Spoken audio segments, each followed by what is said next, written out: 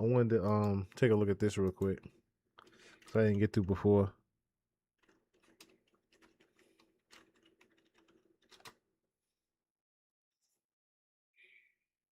So this is floating around right now. I don't want to hit a damn debate.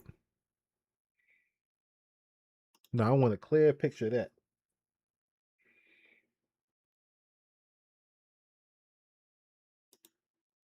They saying this man got a G string on.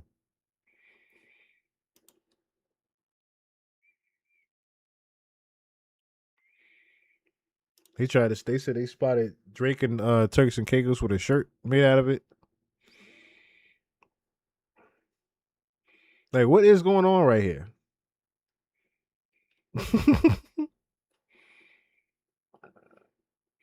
Like, is he was he trying to say that the pigs wear G strings, or like what the fuck was he doing?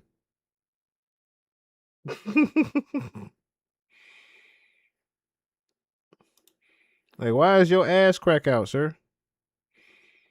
Got more ass crack than a plumber. Like, what is going on back here? Pause. But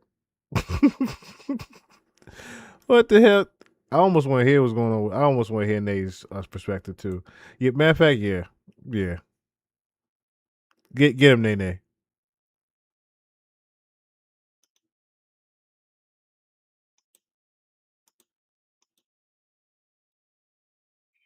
Oh, I thought they had Nene's. I was about to say they got Nene's perspective on this.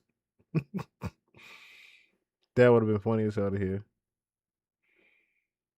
Yeah, I don't understand what's going on with your mans. I don't understand what's going on with your mans. Hold on. What's the word on the street? What's the verdict on the street with this? What's the verdict on the street with this one?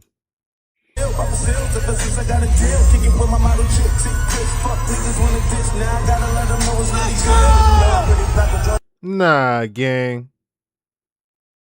Nah, gang. Nah, yo. What is this? What is this? What is this, gang? Bro, I see your whole thigh. Pause. What is going on, gang? What are you doing out here? There's a straight line right here. This ain't no boxes or no brief. This is straight line here. What is it? You ain't walking one. What the fuck am I looking at, ASAP? Tell me, ASAP. What am I looking at here? What the fuck are you doing out here, G? Nah, gang. What is happening out here? And then you dancing like that after the fact.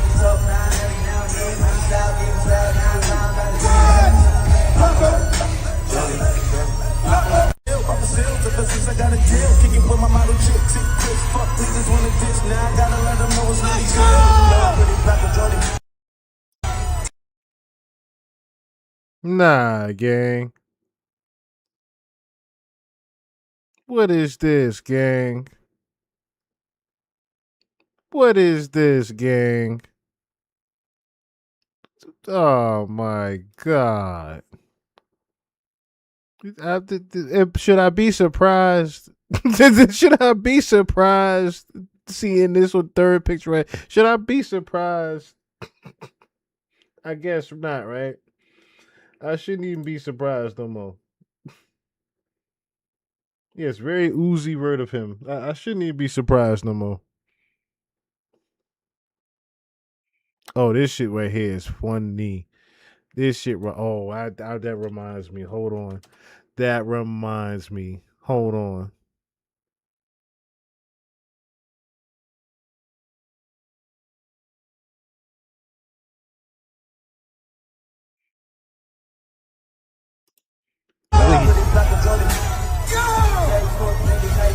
Yeah, he tweeted about it. That's what it was. He tweeted about it. All right, y'all. Like, comment, subscribe. He tweeted about it. Boosie said, this gotta be AI. No, this nigga ain't got a thong on. This gotta be AI. If not, who just said they gotta start wearing thongs? Me? I told y'all. I told y'all, shake my head. I feel sorry for the little boys in this world. When are we going to say this is enough? Can a woman with a voice speak up? Damn, this is the worst generation ever. This is just sick. Rappers wearing thongs is about to be a fashion. I'm going back to sleep. Yo, shout out. Boosie is a necessary evil, ain't he? Boosie is a necessary evil. This world coming to an end. Ain't that the truth? But Boosie is a necessary evil for shit like that, bro. Like he said, he's praying to the AI lords. Please tell me this is AI. It ain't AI, Boosie. I just seen it for myself. I just seen the footage for myself. I had to look at it. The view from the back is crazy. Yeah, that looks crazy.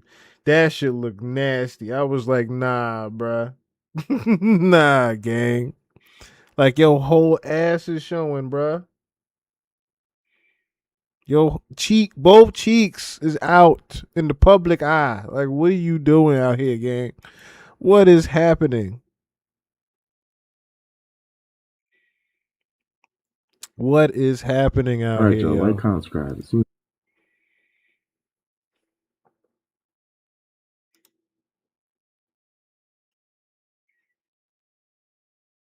Was there a full video with it?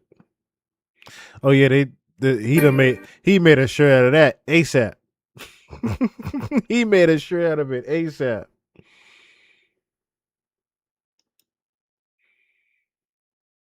Rightfully so, but damn, bro, it don't look good, gang. Yeah, it's over, gang.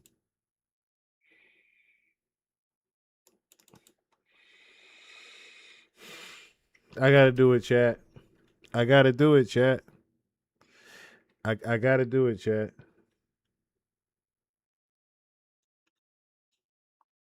I gotta play it.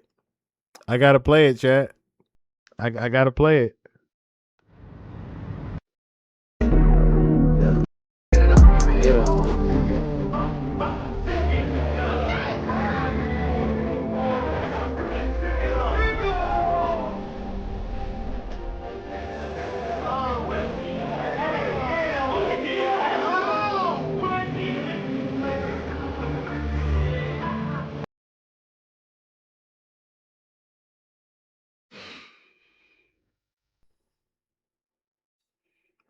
Damn, ASAP.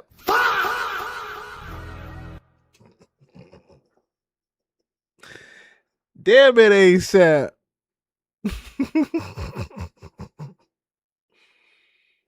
Damn it, man. Damn it, man. It's a good thing New York don't rep you.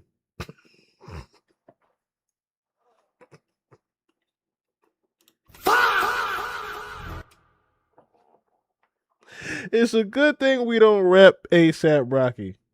I know he from Harlem, but we done disowned him a long time ago. He don't know he got traded a long time ago.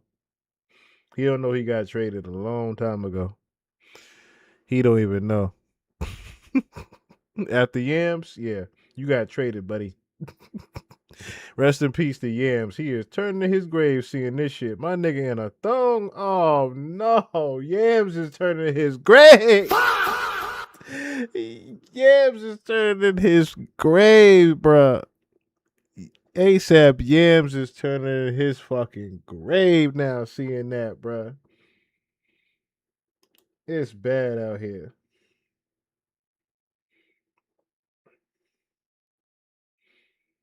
Yeah, he from Harlem. He is from Harlem. Yeah, y'all got enough people to deal with. Y'all got Jay. Y'all got Jay. That's what we gotta say. But besides him, but yeah,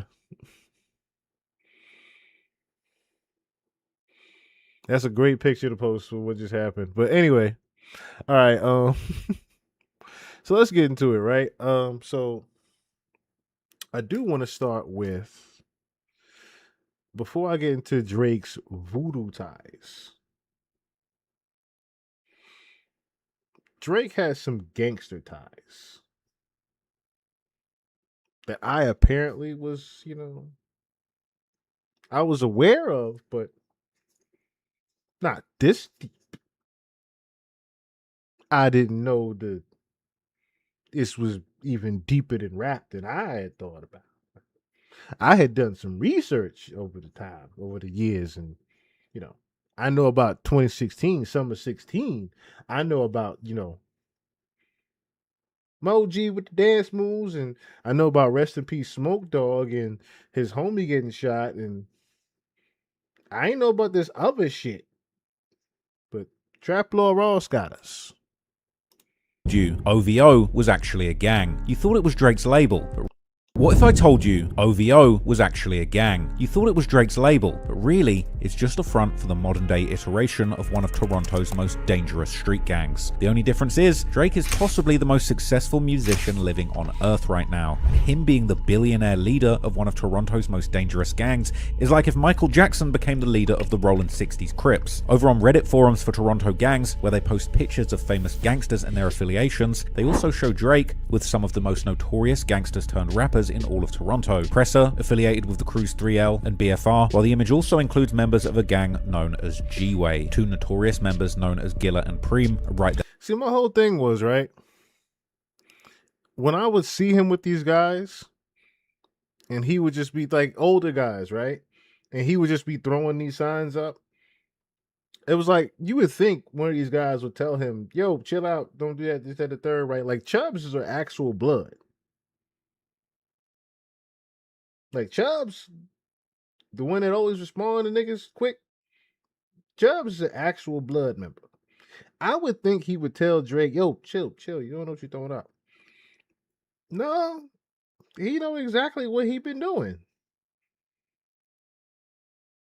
Like even how he did the plot twist in the G, I was like, he's stacking on the records. I'm like, that boy stacking. I'm not going to explain, of course, here what stacking means, but you know. But anyway, I'm like, he doing that in the record. Maybe he knows something. So okay. There with Drake, and this post listing everyone's gang affiliations also lists Drake as a member of the G-Way gang too. But posts like these are just the tip of the Iceman iceberg. And before you say I'm capping, Drake has pretty much laid out all of his gang affiliations openly to the public in numerous songs. In track after track, he pretty much admits to being a real life mob boss. And this Yeah, pretty much. Yeah. Peekaboo, and the freestyle with Conductor that was on For All My Dogs. He pretty much was in a few different records, actually, if you think about it. He's been well documented in Rest in Peace. That's why I kind of feel bad about liking the music that was out recently, because I keep saying to myself, damn, I'm so sorry, Triple X. I can't even laugh saying it, like, I'm just so sorry, Triple X. But yeah, I have that in my head because Daylight literally told the world, like, yo, yeah, Drake got Triple X killed. He literally said that verbatim, like, yo, Drake got Triple X killed. Regardless of what Daylight was wearing at the time when he said it, the nigga said it. Told y'all verbatim, Drake got Triple X shot. And I had just been keeping that note in my head ever since he said that. And then I started looking at the pipeline of different shit that he had been doing. Like I said, the 2016 shit, the Summer 16 theory. That Summer 16 theory. Yo, I might we might have to watch that video just for shits and giggles one time this week. Cause that or just I'll link it in the chat again.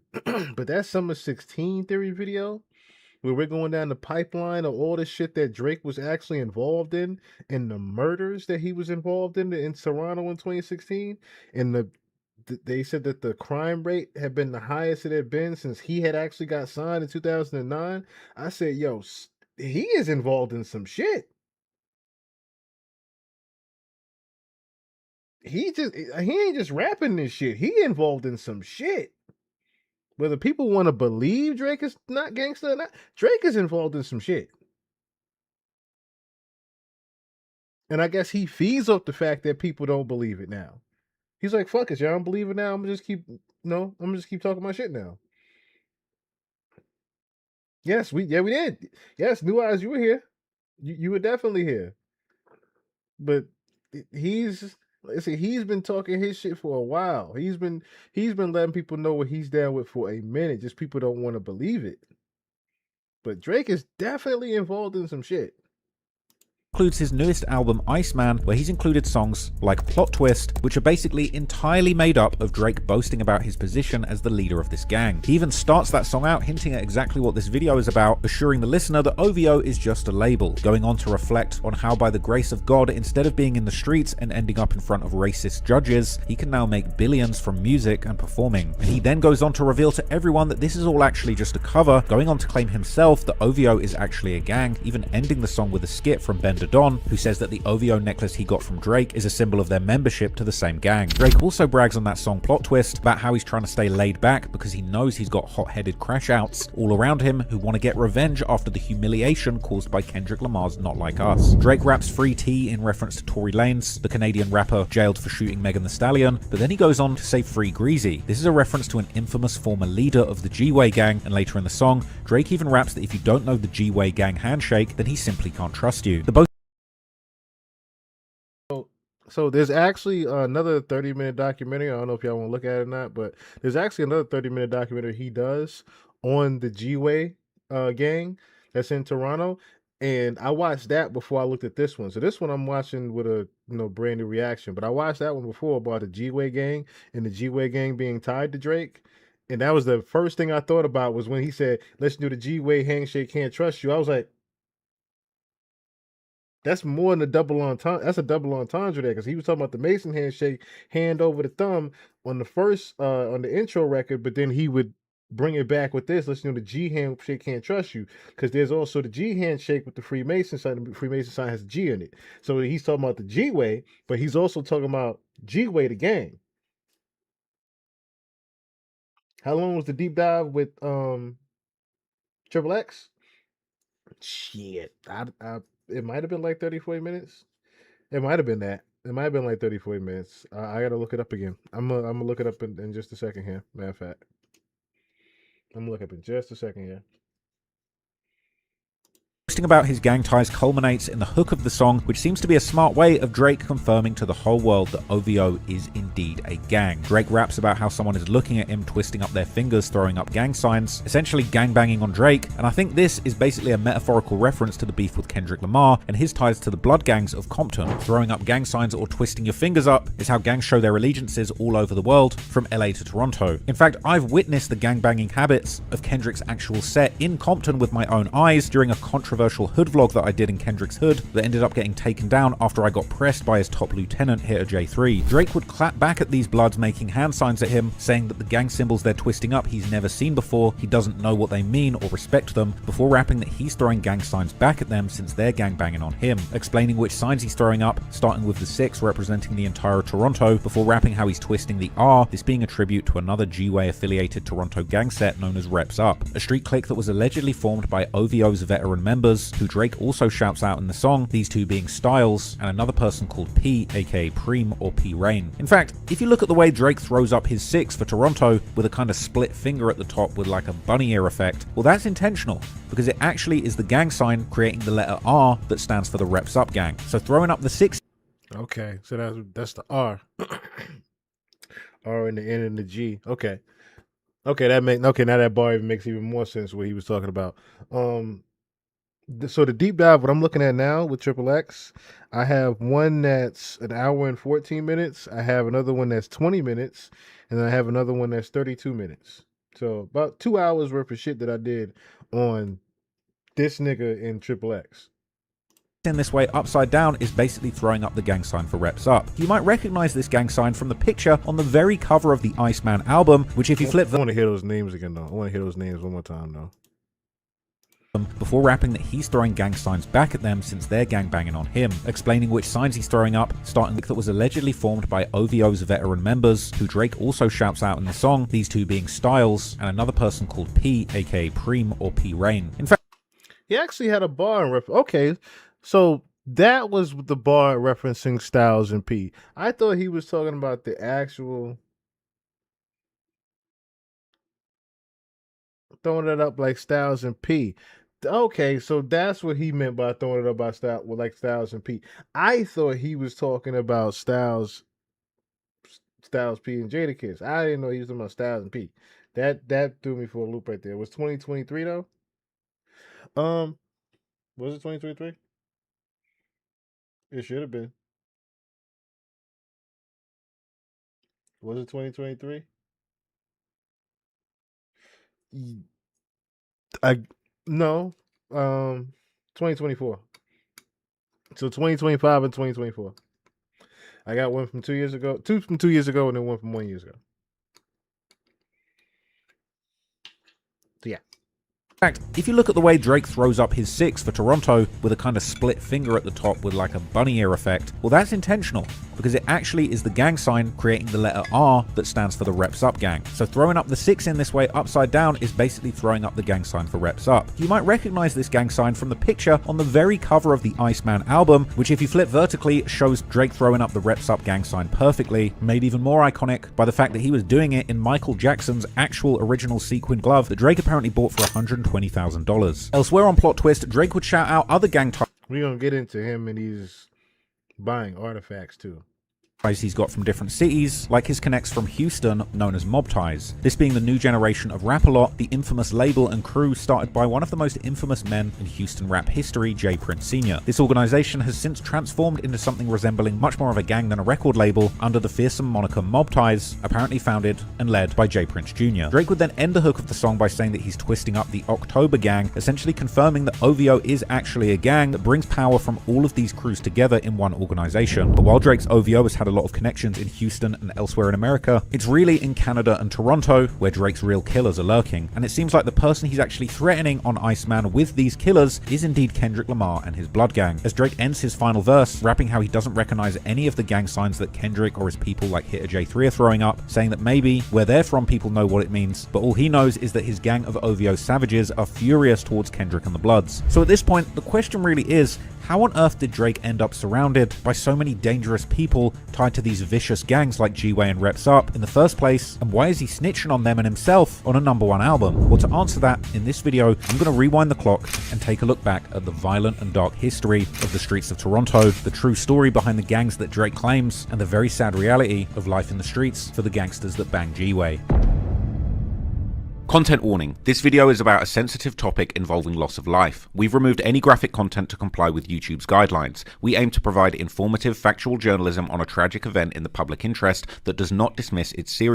That started earlier in the day as a children's barbecue. The summer was at its peak and everyone was enjoying themselves until suddenly gunshots rang out in the evening air. Within seconds, the celebration turned into chaos as terrified partygoers scattered in every direction, desperately trying to escape the hail of bullets. By the time the gunfire stopped, 2 innocent people were dead and more than 20 others had been wounded, as Toronto was left reeling from one of the worst mass shootings in the city's history. The massacre would dominate headlines across the country, with politicians, police and the public all demanding answers. How had a neighborhood block party turned into a bloodbath? Well, to understand that, we need to go way back, because while the Danzig Street shooting shocked much of Canada, for those familiar with the history of gangs in Toronto's East End, it was only the latest chapter in a conflict that had been brewing for years. This being a conflict involving one of Toronto's most notorious street gangs, Drake's gang, the G-Way, or what the media would begin to call the Galloway Boys. Long before this gang's name would be claimed and shouted out on #1 albums by the world's biggest rap star Drake, the early history of the G-Way would be closely tied to a high-rise and the surrounding townhouses located at the intersection of Galloway Road and Kingston Road in the East End area of Toronto called Scarborough. During the 90s, immigration from Jamaica to Canada increased considerably, bringing with it some unwanted criminal influences such as the infamous Shower Posse, who had built a fearsome reputation both in Jamaica and the United States. One area where these new criminal influences had strong presence was around the Galloway Road, where at the time a boy named Tyshawn Riley was growing up. Known to his friends as Nitty, he looked up to the gangsters in his neighborhood and eventually started a gang of his own with a group of friends called the Bad Seeds, while also picking up another nickname, one that would ultimately stick, Greasy Money, this becoming the street name he would be known as on the blocks of Scarborough. The Galloway area of the time was largely controlled by a gang that Riley looked up to, known as the Get Mad Crew, led particularly by one prominent figure, Omar Demetrius, better known in the streets as O. So the 90s would go by around Galloway Road without too many major conflicts, as many of the gangsters there were more focused on hustling and making money by selling drugs like crack and weed than shooting up their rivals like they do in places like Chirac. But coming into the 2000s, a major beef began forming between dealers from Galloway, aka G-Way, and drug dealers from the nearby neighborhood of Malvern, who were attempting to expand their operation to the G-Way area. At this time, the original leader of Galloway, Omar Demetrius, had already fled from Canada after he ended up shooting a man in the leg and arm in 1999, fleeing Canada back to his home country of Jamaica before the police could catch him. So with Demetrius on the run, leadership of the gang fell to his close friend Norris Allen, known in the streets as Bolu, who stepped in to take charge of the G-Way. Unfortunately, Allen wouldn't last long as the gang's leader. On October the 10th, 2002, he parked his black Honda on the front lawn of his family's rented house deep inside the rival territory in Malvern. Sometime later, after saying goodbye to his mother and sister, the 21-year-old climbed back into his car and prepared to leave, but before he could pull away, 3 gunmen suddenly emerged and opened fire, leaving Allen slumped over in the driver's seat as the Honda remained idling in the driveway. The police would immediately declare this killing as gang-related, and according to one of the confidential informants, Allen's killers were 2 members of a gang from Malvern, which had left members of the G-Way furious. This included Riley, who was now just weeks away from his 20th birthday, and determined to retaliate, he took charge of the gang and renamed it the Throwbacks in honor of Allen, the name reflecting their mission to make members of the Malvern crew suffer the same fate as their former leader, with the Throwbacks becoming something like Toronto's equivalent of Chicago's infamous Get Back gang, which emerged within the notorious O-Block gang following the murder of one of their most respected members, T. Roy. So back in the G-Way, it wouldn't take long for the Get Backs to begin, as only weeks later on the 2nd of November, 23-year-old Eric Matissa was found gunned down in Malvern. And while the police struggled to find leads, the assumption was that the murder was related to the feud between gangs from Galway and Malvern. The rivalry continued for 2 years until March 2004, when it reached a breaking point, and at the center of it all was none other than Tyshawn Riley, aka Greasy Money, who allegedly set out to target members of the Malvern gang together with his alleged accomplices. But unfortunately, during this attempted get back, they would open fire on a car that was carrying 2 innocent men, Brenton Charlton and Leonard Bell, who were just unlucky enough to be driving through the Malvern gang territory, with Riley allegedly killing Charlton and seriously wounding Bell. This incident was part of a larger increase in shootings in Scarborough that made Toronto police raise the stakes, calling in the Canadian Feds, aka the RCMP or the Royal Canadian Mounted Police, to assist the investigation. And only a few months later in May, the case would lead to results,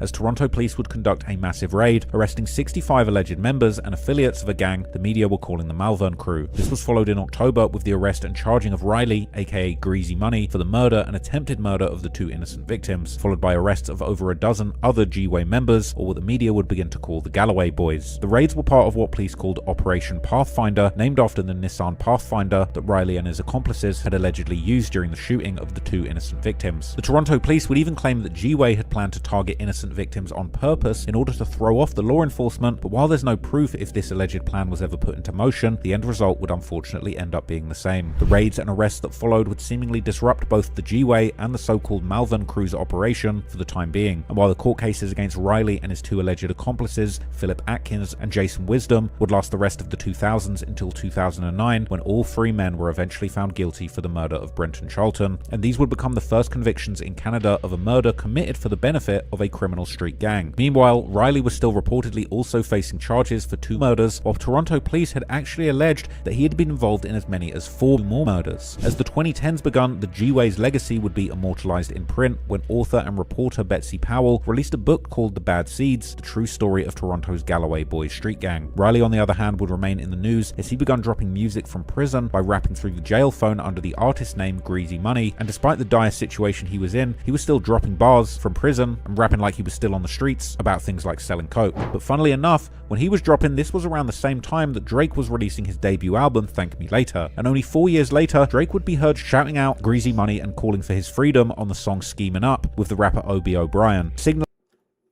Look. And look who else is on it. Preem.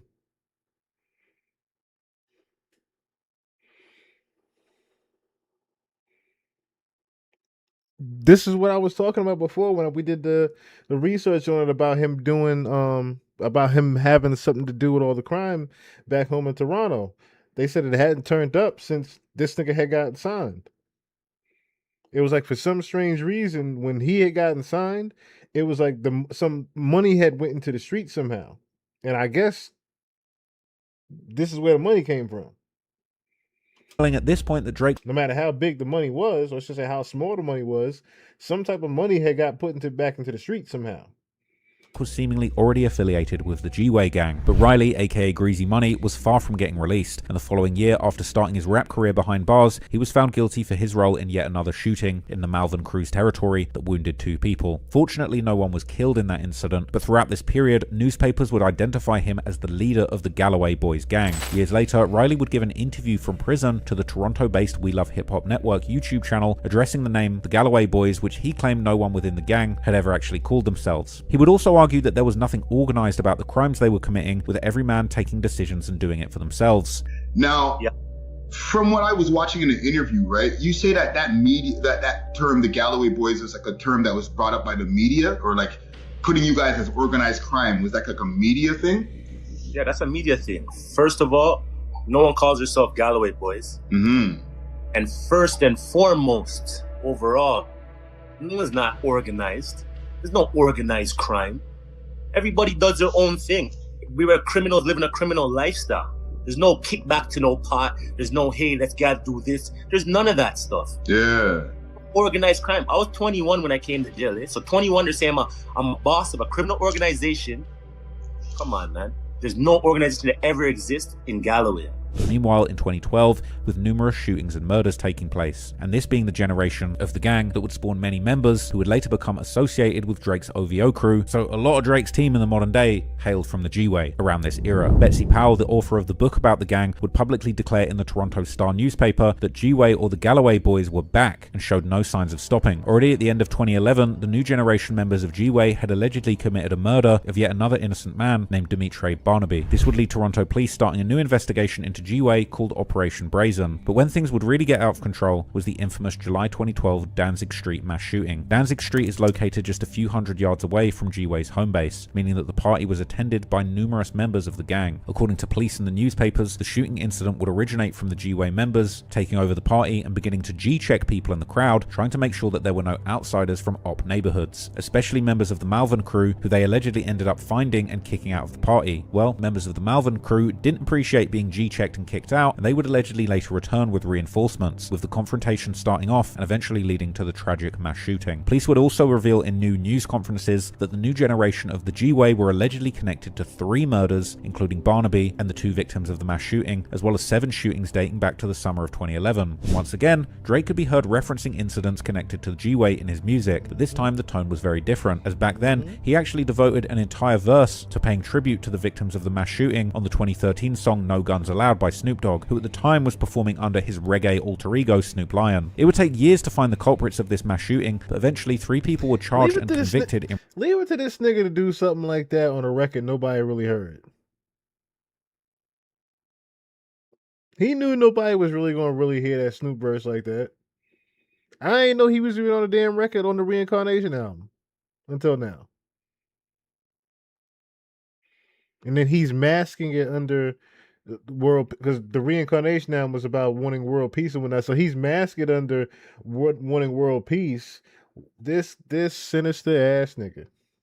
In relation to it. This included alleged G-Way member Nahom Segazab, aka Gifted, who pled guilty to 2 counts of manslaughter and 6 counts of aggravated assault, receiving a 14-year sentence. This was followed in 2015 by the trial of an alleged Malvern crew member, Shaquan Mosquito, aka Bam Bam, whose murder charges were eventually dropped, but he ended up pleading guilty to 4 charges, one of these being counseling 2 people to commit murder. But lastly, the most severe sentence would be handed to Foloranso Owusu, who was just 17 years old at the time of the shooting, with prosecutors alleging that he had fired the first shot in the gun battle, a claim that ultimately led to his conviction on 2 counts of second-degree murder, although he didn't actually fire the killing shots, as well as 1 count of attempted murder, 1 count of aggravated assault, and 1 count of reckless discharge, leading him to a life sentence in 2016. Meanwhile, the following year after the mass shooting, in 2013, there would be yet another major police raid, during which the police would hit 41 alleged gang members with over 400 charges, these including alleged members of the G-Way, as well as alleged members of a crew who police and media labelled simply as the Orton Park Gang, the name coming from Orton Park Road that runs to the west of Galloway on the other side of a large nature reserve, and this gang was the alleged new main ops of the new generation of the G-Way. After this raid, the media's interest in what was happening around Galloway appeared to fade considerably, with coverage shifting largely to the ongoing court cases that involved alleged members of the gang. One such case concerned Jason Wisdom, one of the 3 men convicted in the murder case involving the alleged leader of the gang, Tyshawn Riley, aka Grease Money, with Wisdom getting acquitted of his charges in 2017 after having spent 13 years in police custody. After regaining his freedom, freedom, Wisdom would eventually become part of Drake's OVO crew, now known on Instagram as OVO Dracula, this being yet another sign of Drake's deep ties to the most dangerous members of the G-Way gang. But while the media would largely stop reporting about the G-Way or the so-called Galloway boys, outside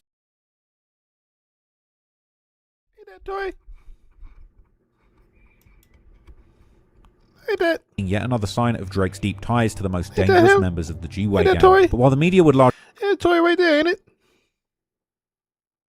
There's Toy right there. Baka. Pressa. Nico.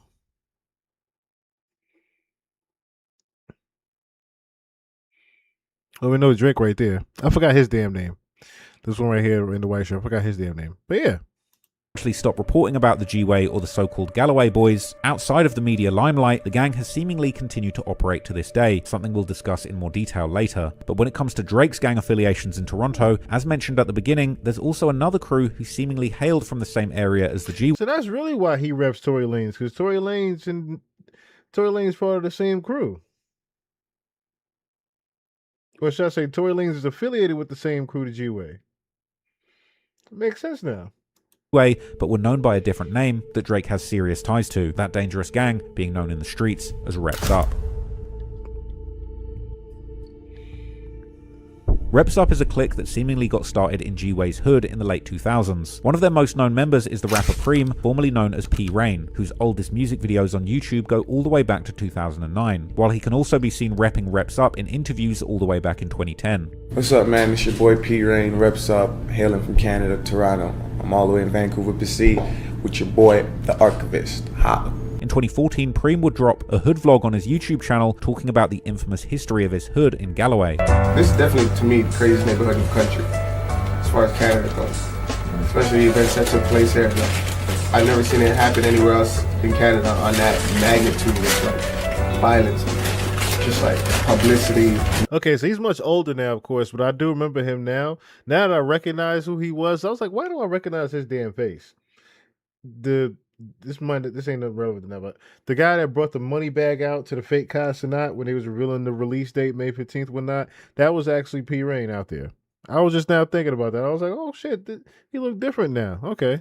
Negative publicity and shit that we've got. And that's nothing to be proud of and just say, oh, we're the baddest neighborhood in the country, but that's just what it was. As far as you can Google Galloway and see like where we come from, what's happened there, you know? So many used to stand up there in the nighttime just so that when the police were driving by Kingston Road, you couldn't see them. And they were hustling, looking for the fiends walking by up and down. A lot of prostitutes and fiends just walking up and down this strip right here. Because before they built all these townhouses, there was a lot of motels, a lot of shit that brought a lot of crackheads through. So they used to just stay out here all night and wait for who to walk by or whatever. And if you stood right in there, police really couldn't see you no matter how slow they were going because all the branches and shit were like camouflage.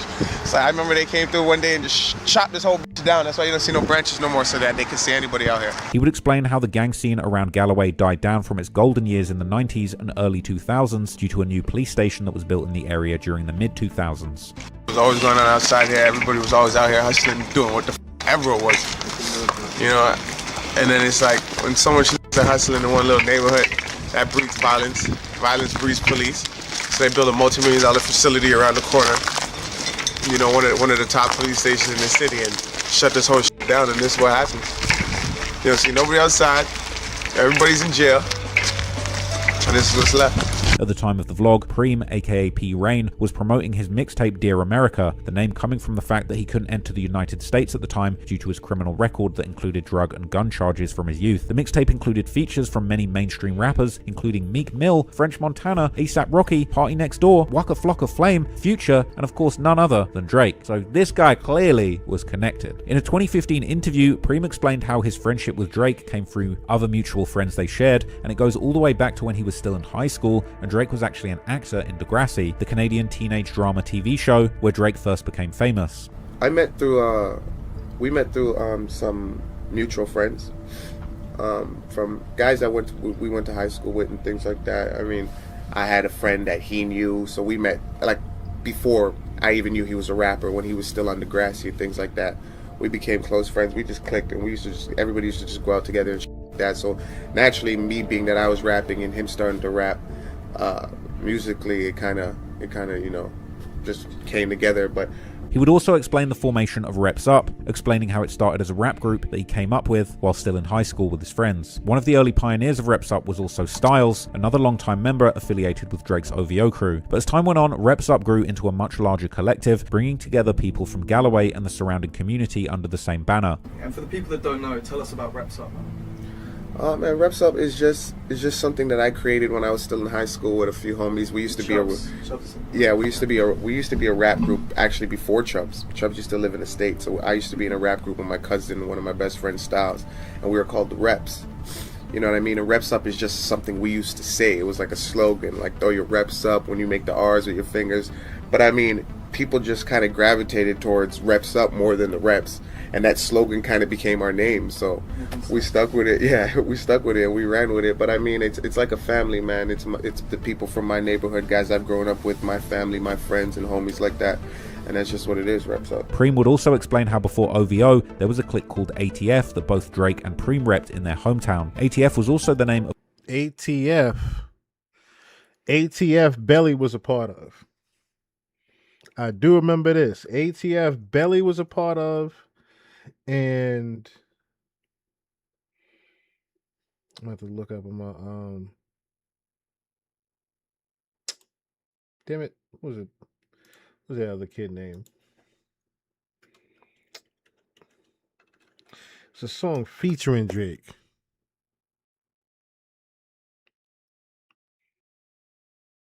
And everybody thought it was Drake's record. Oh, what the fuck was the name of that record now?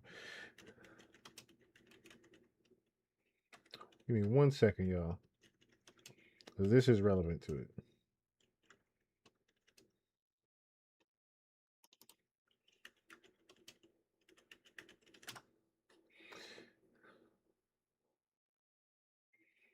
It was not Replacement Girl. Not from... It was Sky... Wasn't it Sky High?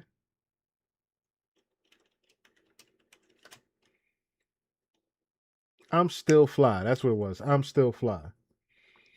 It was I'm Still Fly. And then he gave the song to Wayne. Yes, Paige featuring Drake. That's what it was. So it was this guy here. I'm going to show y'all right now. Well, no, I'm going to just let y'all hear it right now. So remember this record right here? This was not... Yeah, some of y'all going to be like, damn, this is Wayne's record. No, it wasn't. This was originally Paige's record. This record right here. Some of y'all probably like, this is Wayne's record. No, it wasn't. That's how I remember Drake's early street days in Toronto. It was this song right here. It was this guy Paige just there with ATF and Bella.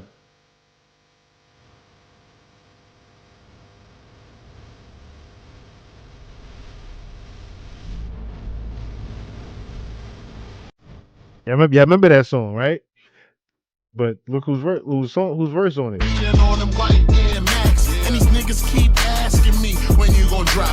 That's the guy. Pitt. Man, let me bring up the other of a blog that was focused screen over here real quick. Paige, Drake, Still Fly. That's this guy right here. This is Paige. This is the cover for I'm Still Fly because they shot an actual video for it.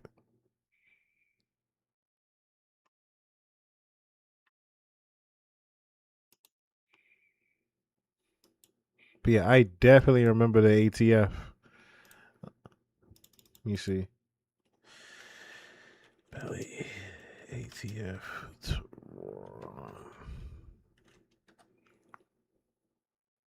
Yeah. I'm mad. I hate that Belly's not known like that. So it's hard when I put in certain things like that. It's hard to it's hard to come up with certain things. But yeah, if y'all don't know who Belly is, if you do know who Belly is, to say this is again a picture of Belly. But yeah, long time Toronto. Reason why I'm bringing up Belly is because Belly is OVO EXO, and Belly is affiliated with The Weeknd. That's The Weeknd told me through Amir Cash. Amir Cash is The Weeknd's manager. Amir Cash is the one that his security guard got shot up the same week that Drake's house got shot up. This is how all this shit ties in. That's what when I saw that ATF logo, I was like, oh shit, everything just flashed before my eyes. I started thinking about everybody's affiliations real quick. I was like, God damn, how far this shit go back. But yes, ATF. Focused on Drake, standing for All Things Fresh, although the initials also happen to match those of America's Bureau of Alcohol, Tobacco, Firearms and Explosives, the federal agency that's heavily involved in investigating gun trafficking and conducting firearm seizures along the US-Canadian border. This double meaning would appear in Drake's 2008 song Ransom, where he rapped that he wasn't gangbanging, but he repped ATF, a line that on the surface referred to their crew, but also carried a second meaning through its association with the federal agency, with Drake adding that unlike the real ATF, you wouldn't catch him wearing a badge. In fact, Drake was even still repping the ATF on his 2010 album Thank Me Later, but it was the Reps Up name that would ultimately stick, with many Reps Up members still belonging to Drake's inner circle and OVO. And while Drake would eventually go all in with the OVO, I keep forgetting you from Canada. I keep forgetting you from Canada. I keep forgetting that part. This is we talking about your neck of the woods. I keep forgetting about that. Name that he had started around the same time in the late 2000s when his rap career blew up. Not all Reps Up members would end up staying loyal to Drake. In 2024, during Drake's lyrical warfare with Kendrick Lamar and other rappers who Drake felt had backstabbed him, Drake would end up shouting out Preem in the song Family Matters. On that track, he would rap that if his shooters are doing TikToks, the realest shooter in his rival gang is P's brother, referring to Preem. This bar would reference Drake's longtime beef with the singer The Weeknd and his XO crew, as Weeknd had said in an earlier song titled All to Myself, which also included Drake's other rivals at the time, Future and the producer Metro Boomin. Weeknd sung how Drake's shooters make TikToks, meaning that they were soft and they couldn't be taken seriously. With Preem's brother, on the other hand, that Drake was referring to is yet another Reps Up member called Gilla, who can actually see how I just knew. I was like, yo, this ties in with The Weeknd somewhere. I just knew it. I was like, yo, where? I'm like, where is it? Where is it? Say it. Say it. Actually be seen in the music video for Nav and The Weeknd's 2019 track Price on My Head, where The Weeknd also simultaneously sings about how people on Drake's side would actually ride out for him too. So nowadays, especially among the older crowd, Reps Up, OVO and G-Way are all basically one big family, something that can be seen from this Instagram story by Reps Up member called Nine from Drake's 37th birthday in 2023, where he can be seen rocking a G-Way chain while another Reps Up member Styles rocks an OVO owl chain and another Reps Up member TV Gucci rocks both OVO and G-Way chains together. As this post shows, this alliance includes numerous members who are in the OVO inner circle, but perhaps nobody is closer to Drake than the man known as Chubbs, or sometimes also Capo, one of the most feared people in Toronto who became known as Drake's head of security. One of the biggest bloods in Toronto, Chubbs. Chubbs is perhaps the most mysterious member of the OVO crew, and he's been very careful to not ever do any interviews or put himself out there publicly too much. But what we do know from interviews of other members, like Preem, Chubbs was seemingly living in America when Preem and his friends were in high school and came up with the Reps Up crew, meaning that his addition to the G-Way gang ties and their associates seemingly took place much later. Man, Reps Up is just something that I created when I was still in high school with a few homies. We used to be we used to be a rap group actually before Chubbs. Chubbs used to live in the States, so I used to be in a rap group with my cousin, one of my best friends, Styles. But the main source where we know about Chubbs is actually through Drake's music itself, with Drake mentioning Chubbs countless times in his tracks, often painting a picture of him not only as his head of security, but also as his top shooter, ready for action and crash out missions at any time. Some of the earliest mentions of Chubbs by Drake date back to 2011, back when Drake was already painting him as somebody that was in love with the streets. So there's actually a video we did with Chubbs where I'm not going to explain the whole thing. Pretty much, allegedly, Chubbs had owned a spot or two. Belly's still around. Belly's always been a ghostwriter, so he's always going to be around. He's writing. He doesn't write for just rappers. He writes for other people in general. He's always been a ghostwriter, so he's around. He's always going to get his money that way, and he'll pop out with his mixtape or his album whenever he want to do it. Belly's always going to be around like that, but he prefers to be like that so he can keep his Toronto street connections. I've noticed that with Belly. He does keep his Toronto street connections very close to him. He talks about it in the record. When the whole Palestine thing was going on, he was very much active advocate for that as well. So, yeah, Belly is still around, but he's still getting money. Belly will never be broke. That's another thing I know about Belly. From what I've seen over the years, he will never be broke. He will never be broke. He's good, especially being Amir Cash's homeboy and the weekend. Some billionaire weekend. He's video on Drake when we was going down the rabbit hole with him, and Chubbs pretty much allegedly owns a spot or two, not just in America but over in Toronto. He has a couple of different spots that are used for different things. I'll just say it like that. We was actually looking through the streets of the different spots that Chubbs actually got, little vacant apartments that he had. I'll just say it like that.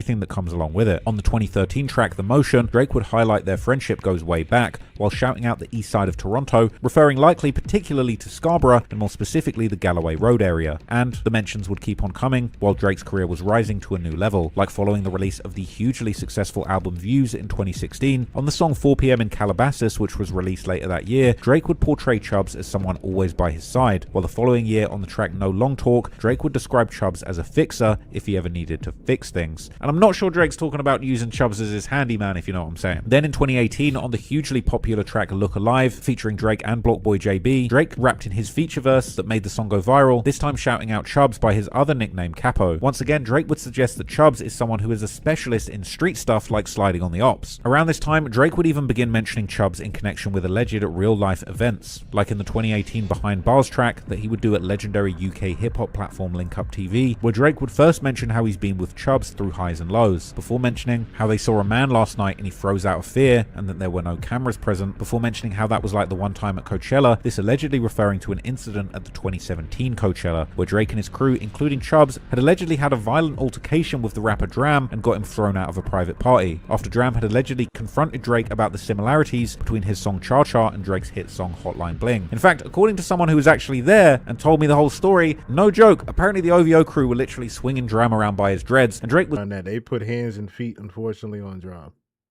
They put hands and feet on that man. Real-life references would continue in 2019 when Drake rapped in the song War about how feds want to tap up and wire his phones, just like Chubbs did Detail. This referring to a lawsuit that producer Detail would file. He was another one. Now, Detail was talking a lot of heavy shit though. Detail wasn't like Drum, who just wanted, credit for the song Cha Cha. He just wanted credit for the song Cha. Detail was talking a whole lot of shit. We wouldn't have known that Worst Behavior came from Detail. That Worst Behavior, worse. We wouldn't have known that came from Detail had Detail not put it out there. Detail was like, yeah, I worked on Worst Behavior. I worked on this song. Blah, blah, blah. They put hands and feet.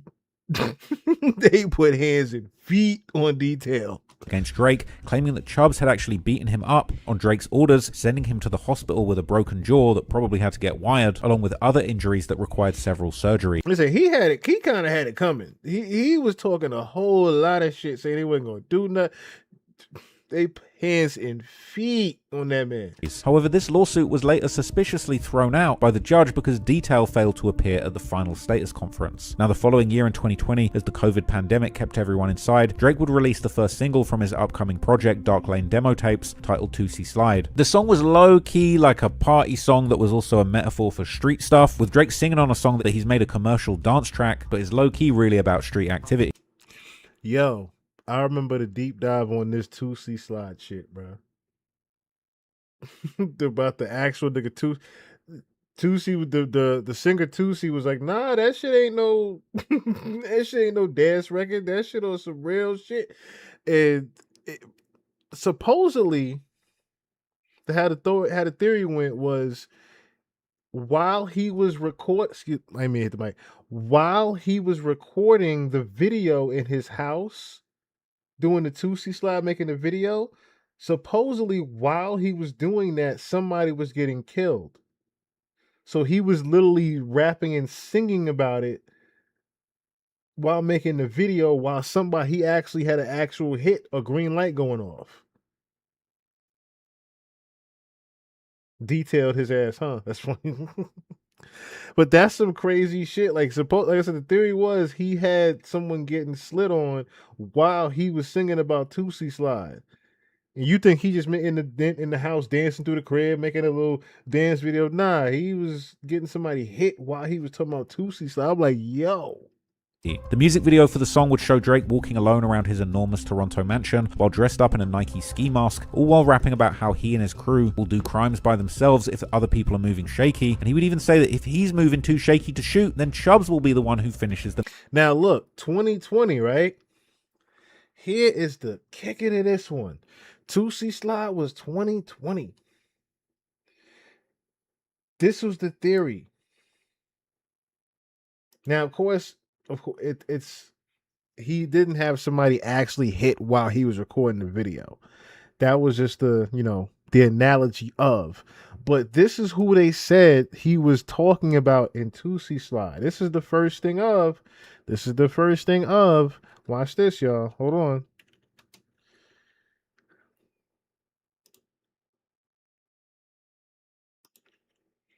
Oh, I put it in the wrong search box.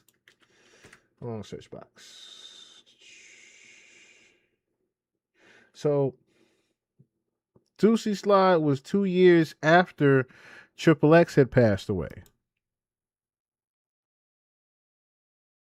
I'll say it again. This was 2 years after Triple X had passed away. Now, I don't know if he's going to get into the actual person that he was supposedly getting slid on. I might have to find that video.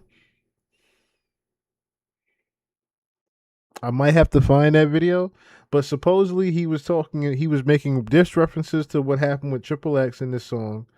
And that, like I said, apparently while he was doing the video, he was getting someone else hit at the time. So he's mocking Triple X Tentacion in 2C Slide, as well as he's mocking someone is about to get slid on at this very moment as he's dancing in a ski mask.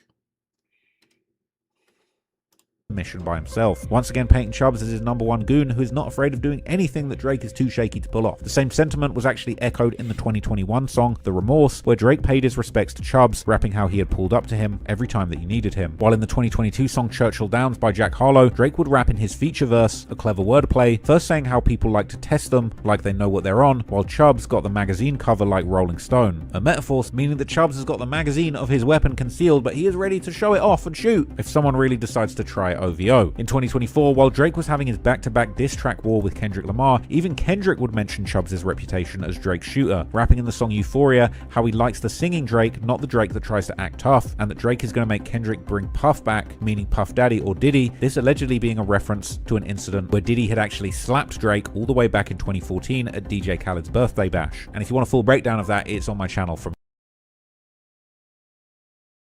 Funny he mentions that, right? Funny he mentions that,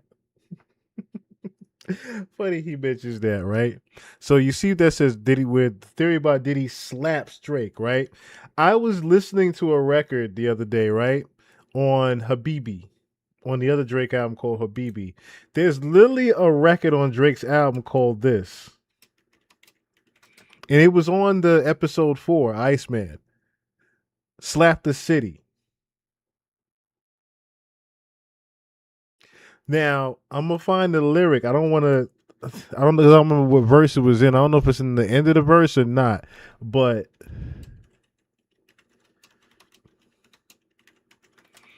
I'm pull up the lyrics. There was a certain lyric that stuck out to me that made me pause the entire shit. I was like, did he just... So I'm going to find it right here, right? I believe it's in verse 3.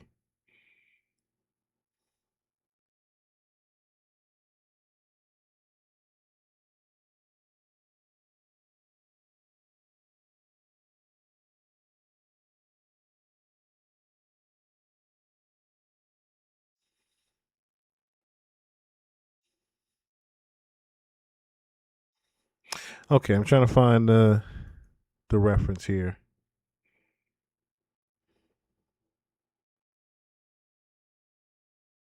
Is it in the first verse? Does he say it in the first verse?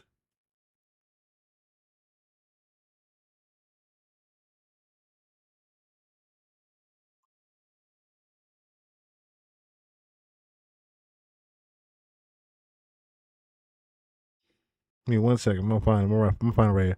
I'm gonna find it. So I remember hearing it.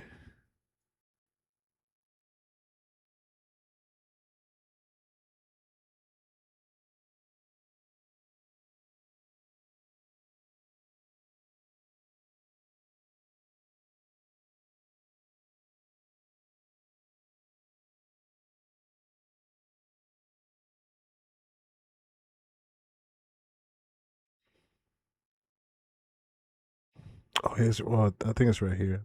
It is in this last verse. It is in this last verse.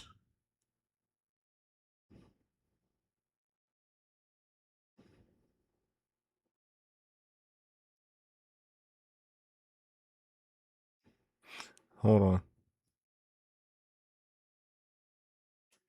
Cherie Purnell, what's going on? West, y'all. Yes, y'all. Alexis, what's going on?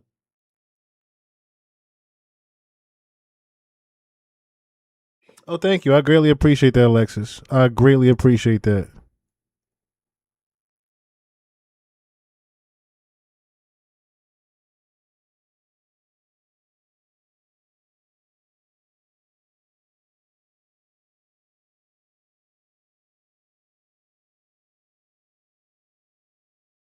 Okay, this is what it is. This is the Diddy line right here. Okay, and it's crazy thing how he started this off with, right? That's why I was so mesmerized by how he started this part off with. So this is the last verse, right? So this sounds like he was talking to Daphne Joy. This whole verse sounds like he was talking to Daphne Joy. So you treat class as old like it's apple juice. You say smoking weed good for you. Matter of fact, I'm gonna just play it. I'm gonna just play it. Now I'm gonna just play the verse. I'm gonna just play the song now. I'm gonna just play the song now.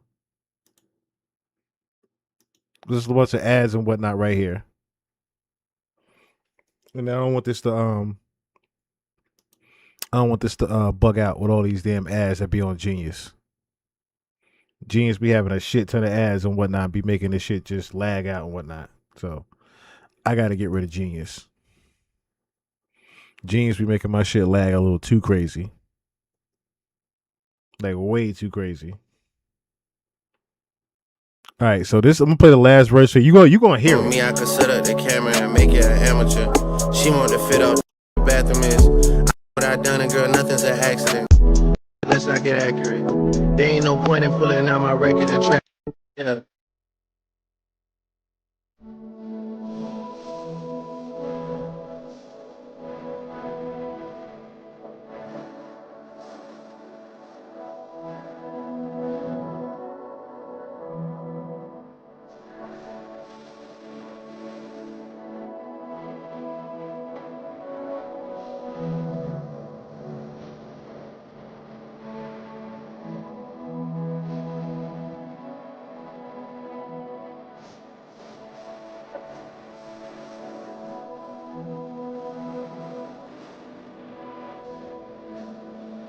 Listen.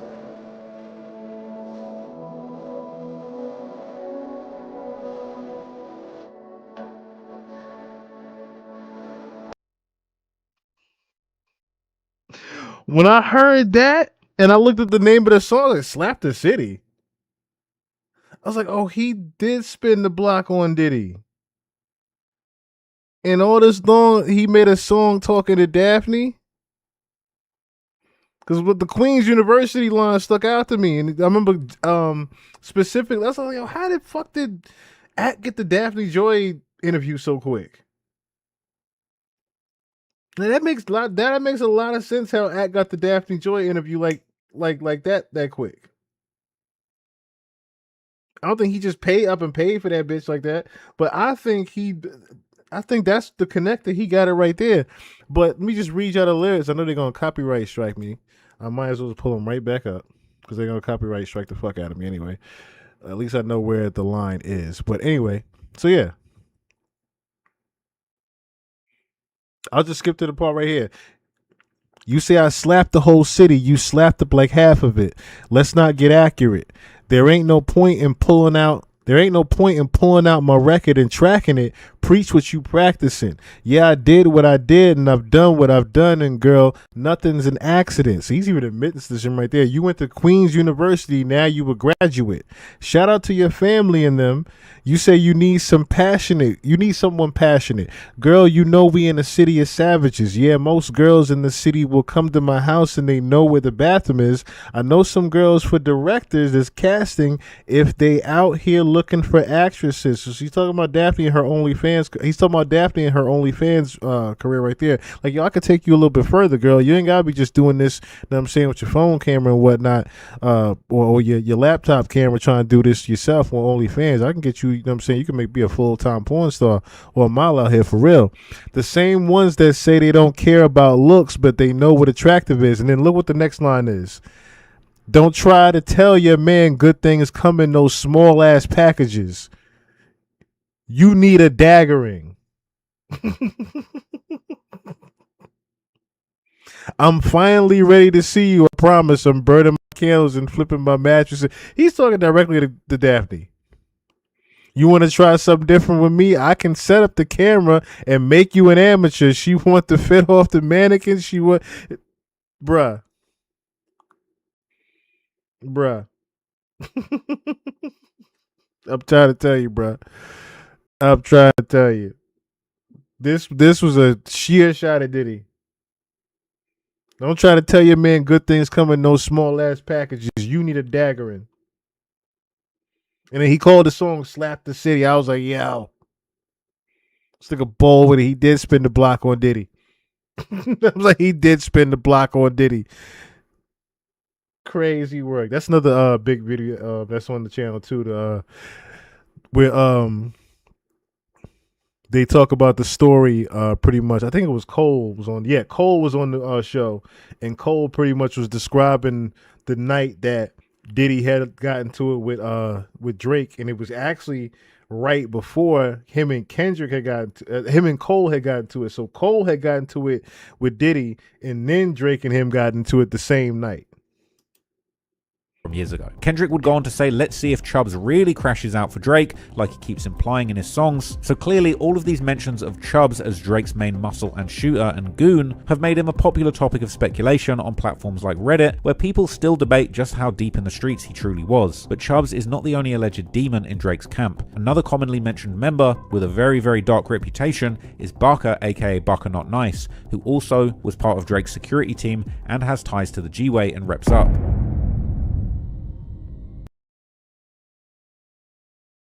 So who's the small package? Diddy. You ain't heard about? Okay, so there's been the so the video got released with Daphne Joy and I forgot the name of the guy now. Diggler. Something YM Diggler or Y something Diggler. And pretty much the guy had, the schlong. He had the sausage, right? And in the video, you can literally see Diddy walking by a couple of times and he hiding his little shrimp shit. And in the interview, Diggler even described it on Vlad TV. He was like, it's about 3 inches. Daphne confirmed it. It's about 3 inches. A few people confirmed, yeah, it's a little small down there. It's about 3 inches. So like I said, when I heard the line Drake was doing, don't tell your man good things come in those small ass packages. You need a dagger in. I was like, this record called Slap the City. I was like, this nigga slick. I'm like, he spanned the block. He spanned the block on Diddy. Don't tell your man good things come in those small ass packages. You need a dagger in. You want to try something different with me? Come set the camera. I'll make you an amateur. I'm like, this nigga slick with it. Unlike Chubbs, Barker has put himself out there, releasing his own music for close to 10 years that have millions and millions of views on platforms like YouTube, as well as featuring on Drake's songs several times. But Barker has also been shouted out by Drake in his songs, like on the 2014 track Schemin' Up, where Drake asks for the freedom of the former G-Way leader Tyson Riley, aka Greasy Money, while also calling for the freedom of Barker in the same lyric twice. So with Barker, we don't have to speculate about his criminal past because it's been very well documented in the media and in the courts. Born in 1979, after spending his childhood in Montreal, Barker moved to Toronto, seemingly in a hood that was located close to the G-Way's first main ops, the Malvern Crew. But Barker's hood was allegedly affiliated with the G-Way and Reps Up, whose hood was located further north. In podcasts, Barker has explained how he and his partners in his hood went on a crime spree when he was around 18, with Barker eventually getting caught. So basically, like when I was 18, so it's crazy. So At one point I went on a rampage with my little buddies Okay. in the streets. Yeah, we were yeah. just like doing a whole bunch of robberies, armed robberies, just going crazy as kids, you know? And anyways, long story short, I ended up getting caught Okay. and I ended up taking the charge. Okay. Like they didn't have anything on any of my other friends, but they wanted me to roll over on them. He would receive a 2-year and 7-month sentence, and after completing it, he was back in the streets. In 2001, Barker, real name Travis Savory, would end up getting tangled in the biggest case of his life, as he was convicted on an attempted murder charge, receiving a hefty 13-year sentence. However, he was able to appeal the conviction in 2005, and once again was able to return to the streets of Toronto, but it didn't take long for Barker to end up back in trouble once again. And in 2006, there would be the first mention of him in local media, when he was busted in Toronto's East End with guns and drugs, namely crack, with him receiving a whopping 19 firearms and drug charges. The next mention in the newspapers would come already the following year, and this time it was part of a case involving none other than the original leader of the G-Way, Omar Demetrius, aka O, who is now seemingly known as Lloyd Demetrius. After first fleeing to Jamaica in 1999 following the shooting where he hit a man twice, Demetrius had tried to return to Canada under his own name already the following year, leading to him getting slapped with a 9-year sentence for attempted murder. Already in 2005 he was getting paroled and deported back to Jamaica, but now he had somehow managed to sneak back into Canada, but again he was captured after a 2007 shooting incident where Barker was also one of the men charged. But Barker's most controversial case would take place in 2014, embarrassingly when he was already part of Drake's security team. In June of that year, he was arrested and charged with multiple prostitution and trafficking related offences, which had involved a 22-year-old woman whom prosecutors alleged that he had forced into prostitution. The following year in May, Barker would end up pleading guilty to assaulting the 22-year-old woman, receiving a light sentence of 6 months. But since Barker got a weird case. Why is he around? That's where that line came from. It was about this particular case, the sex trafficking case. Barker got a weird case. Why is he around?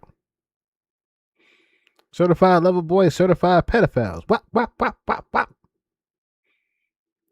But this would also be one of the pipelines that we went down when we went down the bowl board, pretty much. This would be one of the main pipelines that would lead us to how much Drake was involved in the trafficking business himself. Since he had already spent 10 months in jail, he was allowed to go free immediately, with Drake himself celebrating the release on Instagram by writing how there was something in the air today and a lot of good things happening at once. But this one means the most, been waiting for 11 months, Barker finally home. It was seemingly about a year later when Barker would make a transition from Drake's security team to a rapper, actually signing to Drake's OVO label and beginning to drop songs and music videos back to back, with his first music video for the track titled TCHC appearing to be filmed in his old hood in Scarborough. By 2017, Barker's rap career would truly take off with the release of Live Up To My Name, a song whose music video has since amassed more than 16 million views on YouTube. The video shows Barker enjoying the high life in Los Angeles, while later scenes feature him wearing a sweater with a large golden OVO owl logo on it. The video also includes appearances from several prominent artists like Sway Lee and Slim Jimmy from Ray Shremmerd, Nav, and also The Weeknd, who was still closely associated with the OVO camp at this point before the eventual falling out with Drake. Even Drake himself would make an appearance, clearly proud of his new signee and muscle. But unfortunately, 2017 would also end up being a tragic year for Drake, OVO, Reps Up, and the G-Way Alliance, as one of their main members, called Fifth, real name Anthony Soares, was gunned down on September 14th in what appeared to be a targeted assassination. Afterwards, Drake would post a heartfelt tribute to Fifth on Instagram, saying, "RIP to one of our family members, our brother. I still can't even believe this morning was real. It was an honor to have shared years together, and I will always keep your memory alive forever, Fifth." Drake would also serve as a pallbearer at Fifth's funeral 2 weeks later, showing that there was indeed a genuine connection between these two, and Drake actually was clearly close enough to Fifth to attend his funeral.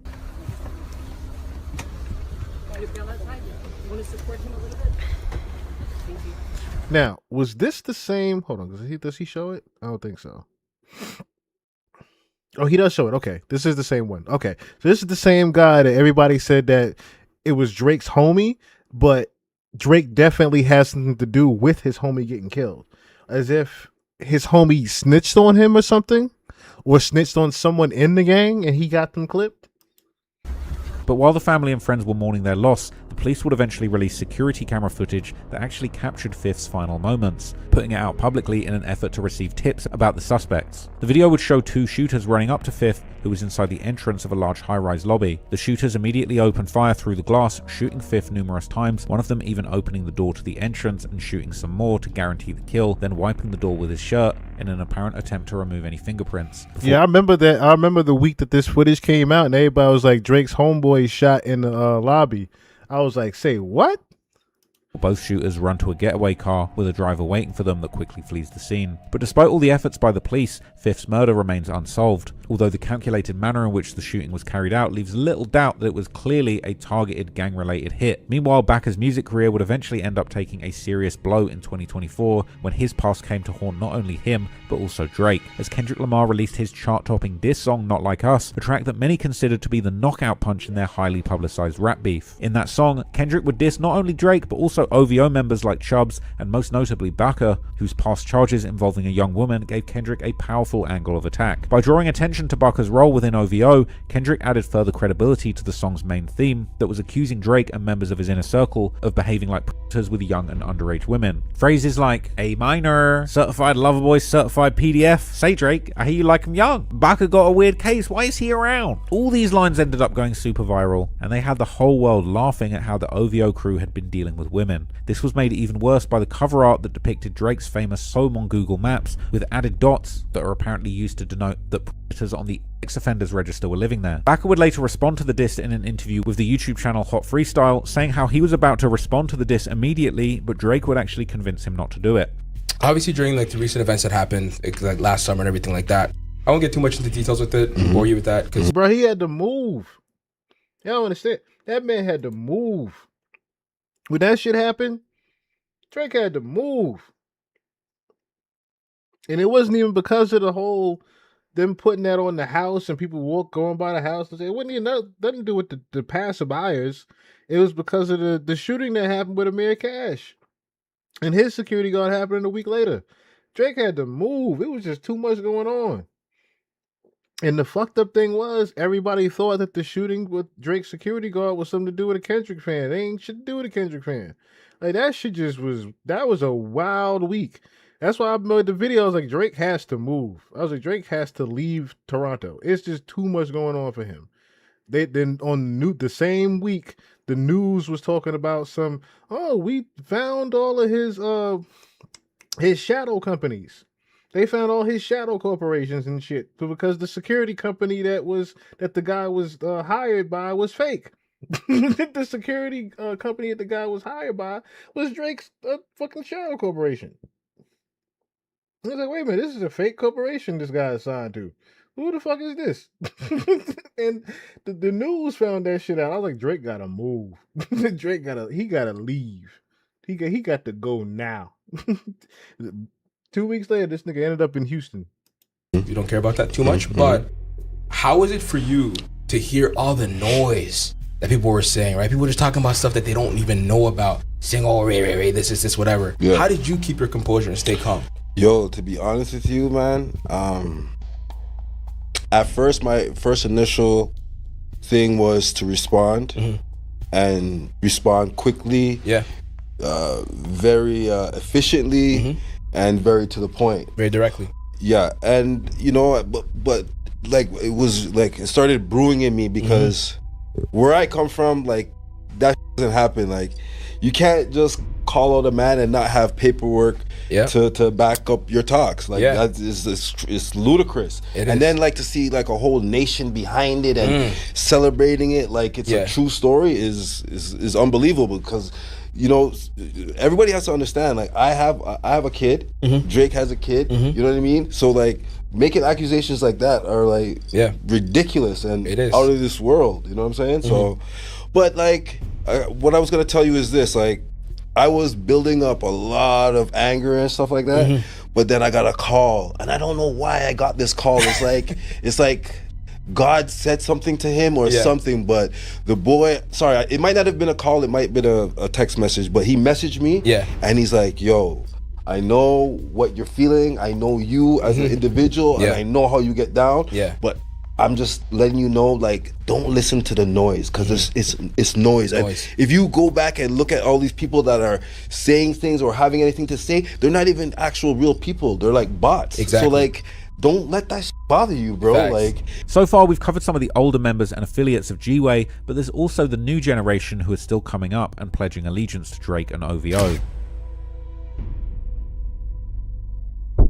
One of the most known members of the new generation of G-Way is the rapper Lil C, who can be seen in his music videos hanging out in front of the high-rise where the G-Way gang originated from on the corner of Galloway and Kingston Roads, as well as in other housing developments controlled by the gang like the Innisfree Housing Cooperative located on the other side of Kingston Road. His music videos also feature other signs of the gang's presence still in the area, such as G-Way tags on the wall. Now, much like the UK drill scene, which has arguably influenced the Toronto scene more in recent years than the American scene, Lil C and his partners are most often seen in his music videos masked up, hiding their real identities, likely due to the illegal activities that they may well still be taking part in at that point. Or maybe because in Lil C's case, it also builds an aura of mystery around him that kind of keeps the music career moving. Lil C and his partners are also often seen hinting at their affiliation with Drake and OVO, like making Instagram posts with Drake's song, like the song Plot Twist, where Drake raps the line about the G-Way handshake, with Lil C and his partners showing the world how that shake is actually done. He's also followed on Instagram by the older G-Way and Reps Up members, who are some of the main people in Drake's OVO crew, including none other than Drake's alleged top shooter, Chubbs. So perhaps Drake's lyrics about having young shooters ready to mask up and crash out for him aren't capped. Let's do the G-Way, man, can't trust you. So knowing the history of groups like G-Way and Reps Up, as well as their affiliations with Drake and his OVO camp, the question still remains, is OVO really a gang? While many people associated with OVO, including Drake's inner circle, do clearly have ties to gangs and criminal activity, officially OVO itself is much more famous as a music label, a brand and a business rather than a criminal organization. But that definitely doesn't let Drake off the hook, because as we've covered throughout his career, Drake has repeatedly aligned himself with individuals whose backgrounds go far beyond the occasional run-ins with the law. Among those, even people like Tyshawn Riley, aka Greasy Money, whose freedom Drake has continued to demand in his songs, and who police and prosecutors have linked not only to the murder of a completely innocent bystander, which he's still in prison for, but also up to 6 other murders and numerous attempted murders. Then there's guys like Bucka, a member of Drake's inner circle whose long criminal history includes not only other violent crimes, but also highly problematic charges related to prostitution and trafficking. And beyond those individuals are the apparent connections between members of Drake's inner circle and the newer generation of G-Way members who seemingly remain active on Toronto streets today. So Drake has really surrounded himself with an extraordinary number of people connected to serious criminal allegations and gang activity of all kinds. And as long as these relationships continue, there's always going to be the possibility that future investigation could find Drake somehow entangled in some kind of criminal RICO takedown himself. And if that day ever comes, it really wouldn't be surprising to see the police raiding the embassy and prosecutors attempting to argue that OVO really isn't a record label or a lifestyle brand, but is indeed a criminal organization. Yo, Trap need to be careful with making these type of documentaries.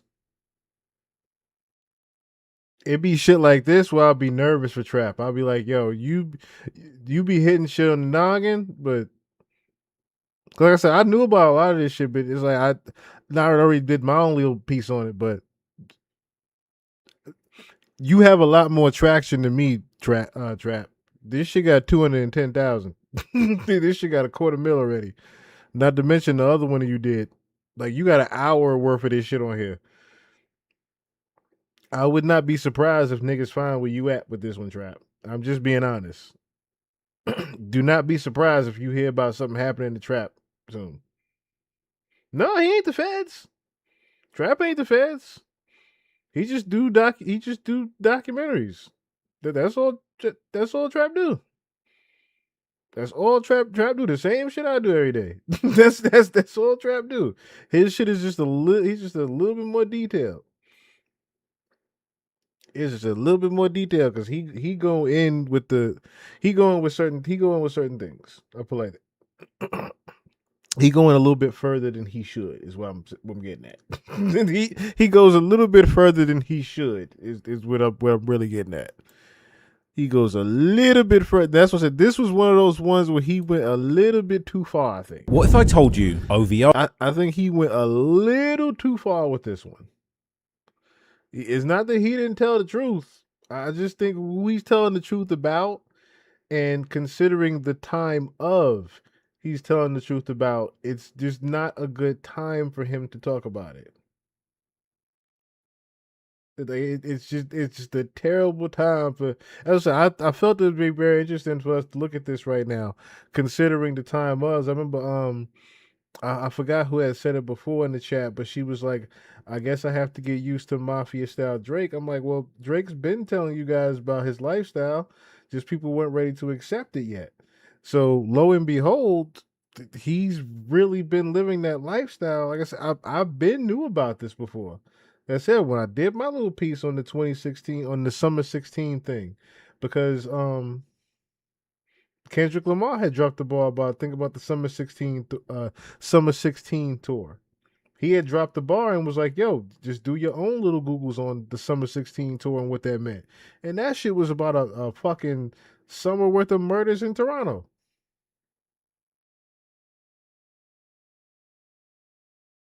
Mm-hmm. I'm saying it's about a you know about what happened, but as new eyes, I'm sure you are not new to what happened in 2016 in Toronto, Canada. I'm sure, not to laugh about it, but I'm sure you are not new to what happened back then. Being that you are from the area, so like I said, this is not something that, of course, the people of that know already. This is not new to them, but of course, to the general public and consensus, I don't know if they're ready to know about this particular Drake. I don't necessarily know if this particular Drake needs to be known about without it actually, coming down on him as a criminal court case. Because a lot of these guys that are around him are in some shit, including him. A lot of these guys around him, including him, are involved in some shit. If they was to really break it down and do some investigating on this crew, they would find some shit.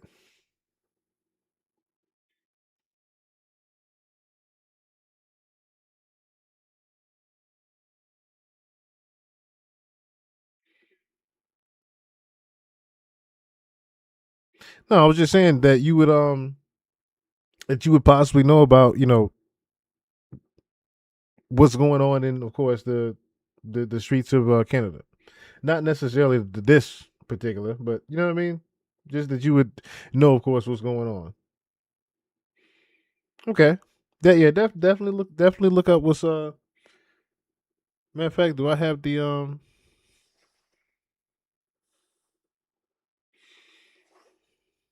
I can just go to my history, can I? I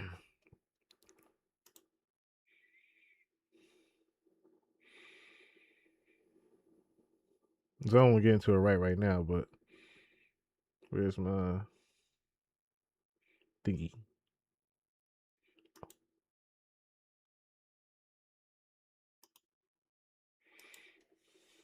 What is this?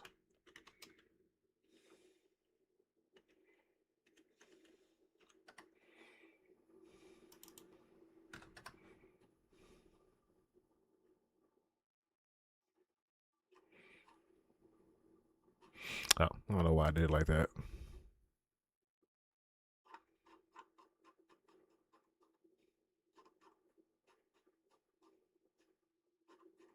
This one showed a little section of videos that we did on that particular area.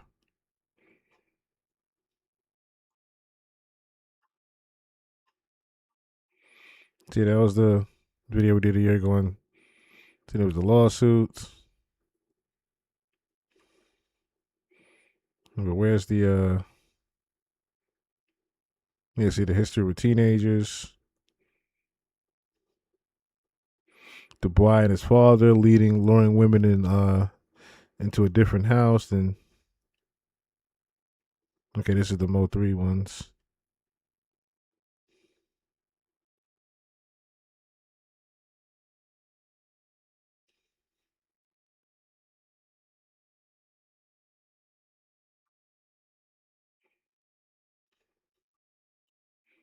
Okay, here we go.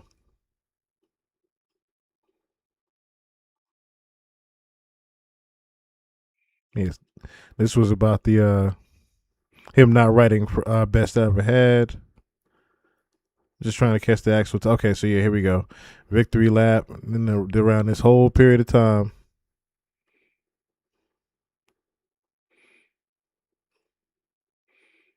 See more evidence about Triple X.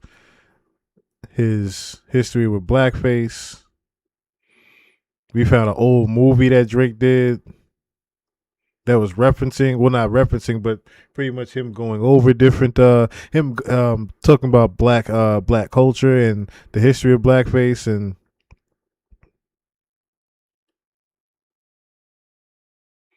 then the Trey Songz relationship. It was a lot of shit. The Christopher Alvarez. Dachavelli. Yeah, here's the one Drake needs to move. Drake and the 17-year-old Aya. Him being linked to Epstein and the Mark Hotel.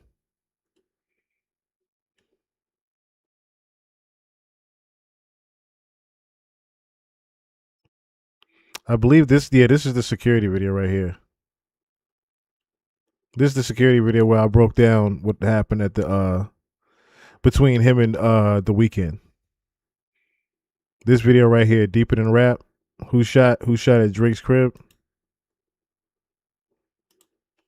Can I put it in here? I think I can.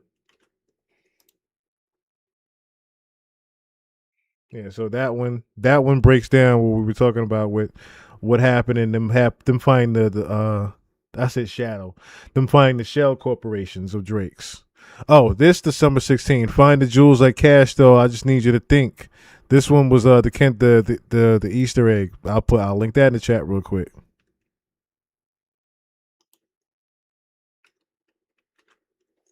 That one was about the Summer 16 tour. This is the one you want to watch, New Eyes. This one right here. This is the one I was looking for. This is the one you want to watch right here about the deep dive on the Summer 16 tour.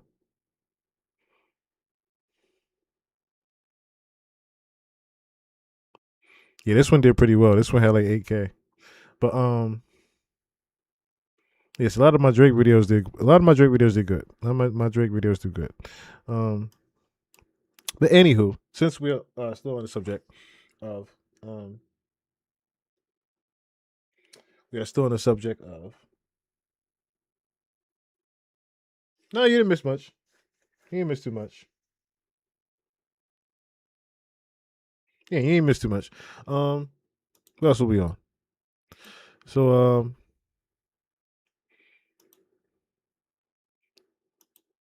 I was gonna get into the voodoo and backmasking of music. So if you wanted to understand why the Iceman record was also so catchy to your ear and why you couldn't escape it, why it was so, besides the fact that of the timing, of course that was masked in it. There was a certain frequency that Drake was able to catch, and it wasn't by accident, let's just say, right? And I started taking notice to the fact that he had started buying up a lot of Michael Jackson's artifacts. So, of course, as you know, he has the glove, right? But this is when I started to question a little bit. Because I remember before I was like, I'm going to bring this back up because I wanted to know why Drake was buying Michael Jackson's underwear. And he bought it for $365,000. I said, what the fuck is he buying the underwear for? What do you need with the underwear, Drake? I'm like, the glove, I understand. Then I think that he bought either a jacket or something like that of his, an old Sgt. Pepper jacket of his. But this is when I really got, this is when I really said, all right, the jig is up.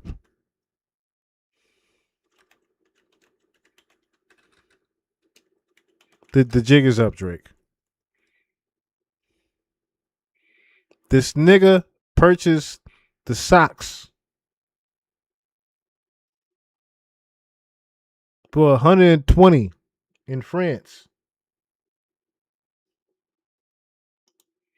I said, Drake, why are you buying Michael Jackson's socks and underwear? You bought the glove, and then you have the nerve to be an article somehow, I want it all.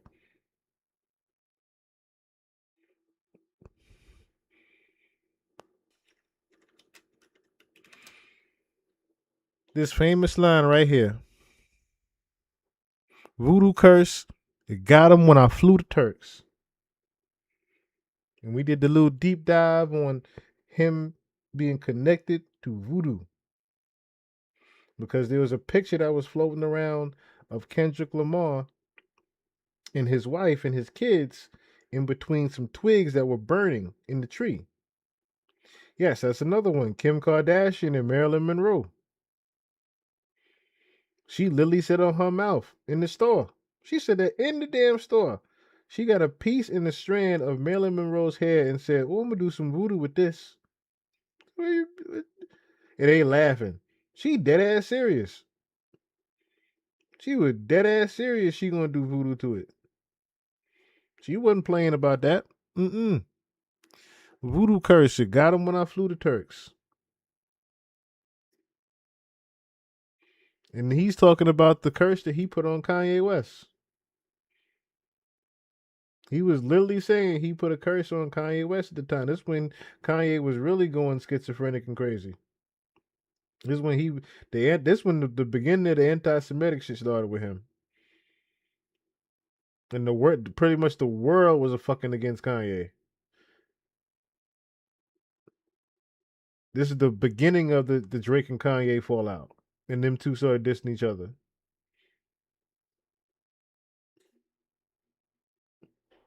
But dog, boy been playing with voodoo.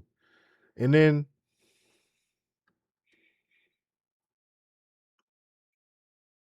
I started thinking, I was like, if he's playing with voodoo, what is he trying to do by it? Right? So Souls are spells. I was like, what? Let me look up some things as far as, what it means to wear or, do any type of voodoo to dead people's clothing, right?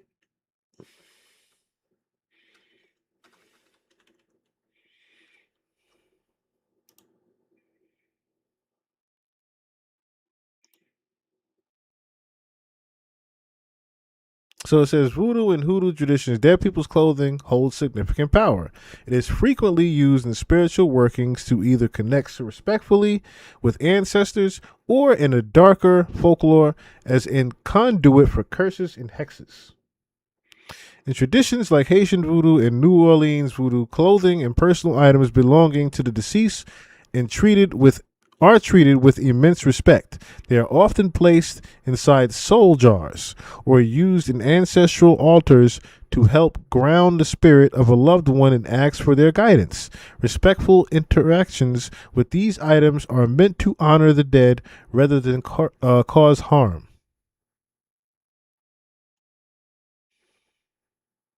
So I said, the only thing I could be thinking of with him buying all this shit is literally to harness the spirit of Michael Jackson because of who people have said he's become. You see him, he get away with throwing the glove up on the Iceman cover. He passed the Michael Jackson record. We done the breakdown on how he pretty much is the modern day Michael Jackson. And how important he is to the music business.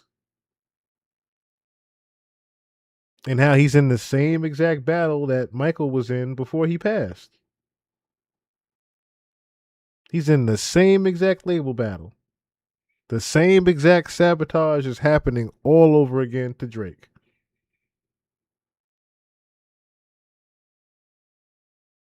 And then lo and behold, he pulls another Michael Jackson move I noticed recently where, now I don't know how true this is, but I saw this article.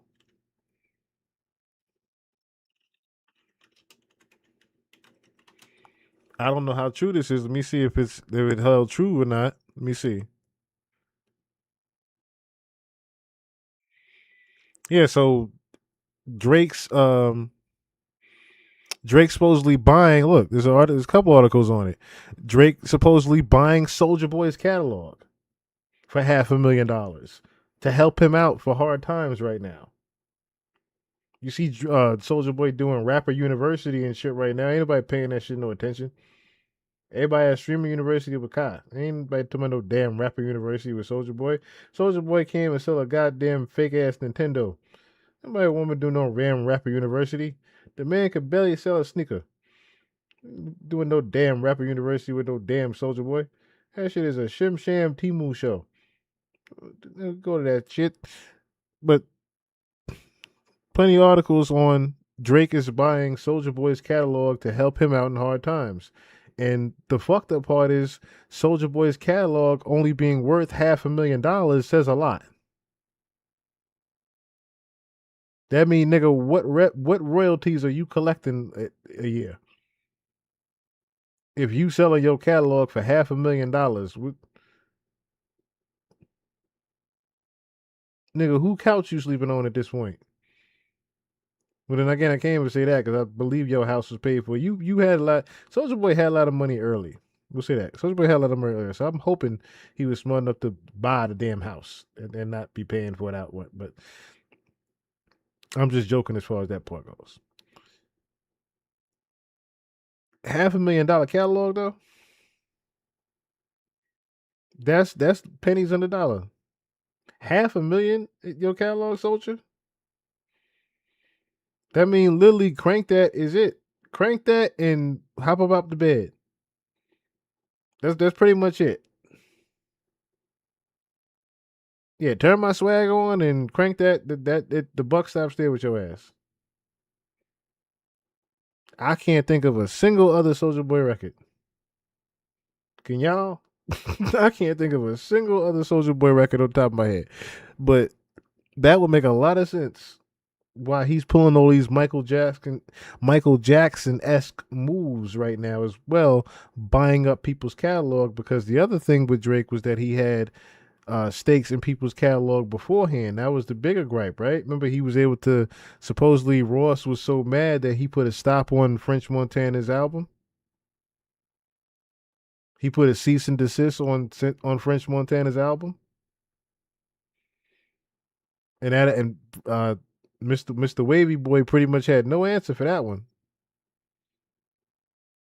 Except for, yeah, Drake is a powerful man in the industry.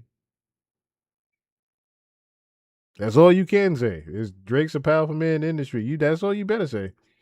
But at the time, he was a very powerful man in the industry, getting points on people's albums. You saw what he did to Camila Cabello. So had the all-white party, talking about something, she just needed a favor. This nigga had a whole song of his own, no feature or no peep out of, no ad lib or nothing out of Camila Cabello. Drake had his own song on her album. And the cover of the song was her with a blue tongue. Sticking her tongue out.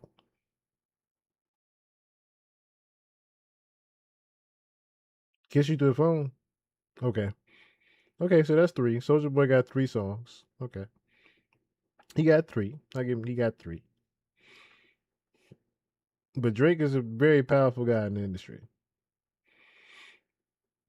And he's pulling, like I said, these Michael Jackson. I'm like, why is he doing all this? He has to be doing backmasking in the music. If you're doing voodoo, you have to be doing backmasking in the music. But I was like, where did the voodoo come from? And I thought about it. I was like, he has Memphis roots. Because his daddy was in Memphis. So looked up Memphis voodoo. There's a whole place called Voodoo Village in Memphis. And get a load of this. Get a load of this shit. In Voodoo Village, officially known as St. Paul's Spiritual Temple, is a heavily misunderstood private family compound located off West Shelby Drive. Look where that's at. You've heard Drake rap about Shelby Drive. You have heard him rap about.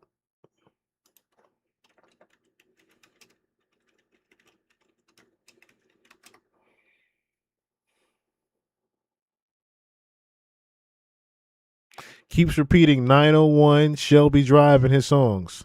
Memphis area codes. Why does he keep going around Shelby Drive?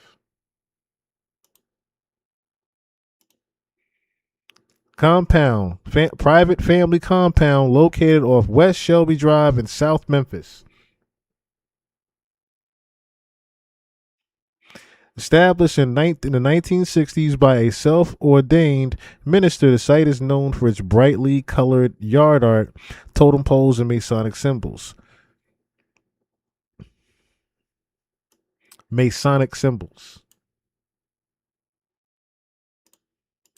This is the place here. And pretty much there's sometimes there's tourists that come through there and actually they had to fan them off because they keep trying to make their little viral footage or whatever and make their little jokes about the town. That shit ain't nothing to play with though. That shit is nothing to play with at all. Absolutely nothing to play with. So yeah, so as most locals would have it, St. Peter's Spiritual Temple, the Memphis neighborhood known to most who don't live there as Voodoo Village, is a haunted hub of strangeness responsible for stopped cars and voodoo curses. Yet in reality, it is simply a community that expresses their spirituality through homemade art installations rife with Masonic imagery. Legends about the off-the-beaten-path neighborhood abound among the local teens, ranging from raving voodoo priests to ghosts to very real baseball bat-wielding maniacs. These strange tales are thanks in no small part to the countless brightly colored folk art pieces that decorate many of the yards and buildings. The selection of strange pieces range widely, with some of the pieces living up, down, to the superstitions such as a large cross with nails jutting from every angle, while others appear as simply rainbow-colored fences and ladders. There's, however, a distinct Masonic influence to the pieces, with the symbol of the Freemasons adorning many of the pieces. The truth of the village, however, is not so sinister, yet still strange. So a Masonic neighborhood, Voodoo Village in Memphis, and the nigga rapping about Shelby Drive in his lyrics. Talking about voodoo curse, got him when I flew the Turks. That ain't enough evidence the nigga doing voodoo. I don't know what is. Then on top of you buying Michael Jackson socks and underwear and shit. Talking about some I want it all, nigga. He done spent over $1 million on Michael Jackson shit. And I ain't talking about vinyls and collector items. This nigga's buying socks, underwear, toothpaste, t-shirts.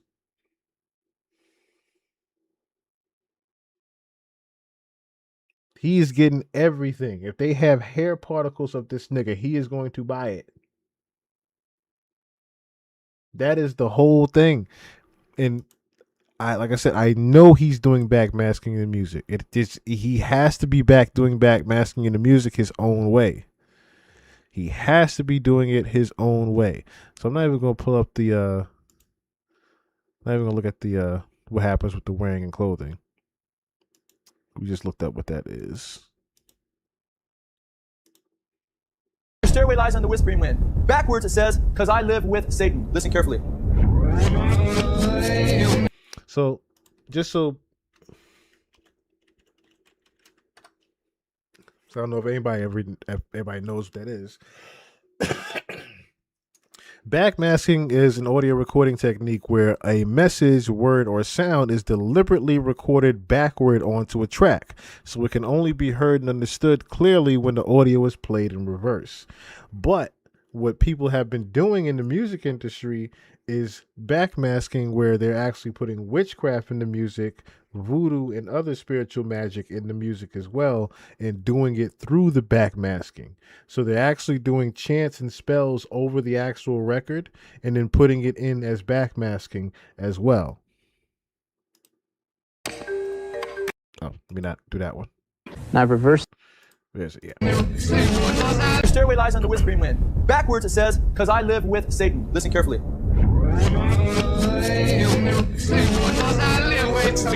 The demons lift up, because this isn't Led Zeppelin, this is Spiritism, and Spirit's working through Robert Plant. Backwards they lift up the backwards path. Backwards it says, here's to my sweet Satan. Did you hear that? Listen carefully, it says, I want to live it backwards, like the Zep, whose power is Satan. Did you hear that? Then it says, he will give you 666.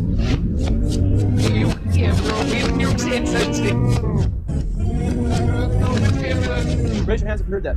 Okay, it's quite obvious. It's quite clear. The lyrics from particular periods of time, and I don't know, the musicality and the construction of it is it's peerless. Maybe I didn't quite feel the same about the lyrics a little bit later on in life as I got a bit further down the road. That maybe I'm still trying to work out what I was talking about.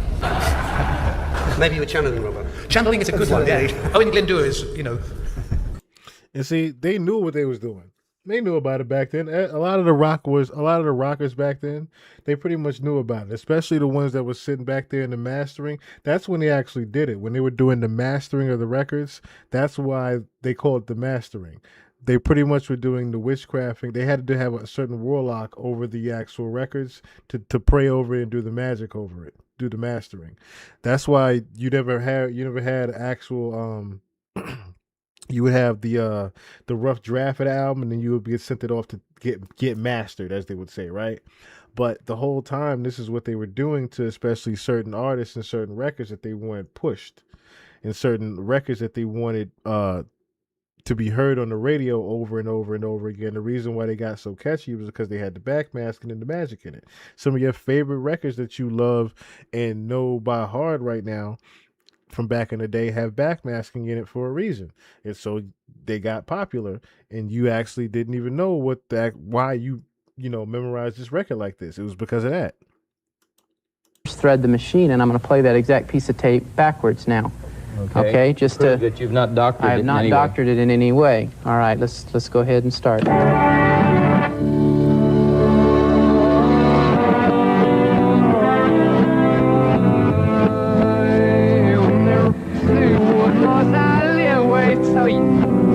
Okay, I live with Satan, exactly. And then you'll hear there's power in Satan.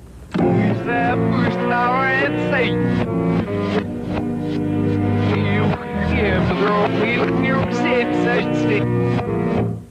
will give you 666. Yeah. She heard that shit loud and clear. He will give you 666. And the more I keep hearing about that 666 part, the more I keep thinking about Mr. Toronto himself. The more I keep thinking about it, the more I keep thinking about Mr. Toronto himself. Not the damn haircut. I don't know why I put in a haircut. But the more I keep thinking about it, the more I keep thinking about the Six God. And how much he throws it up.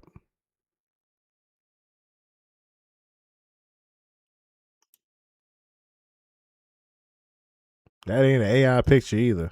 Neither is that one.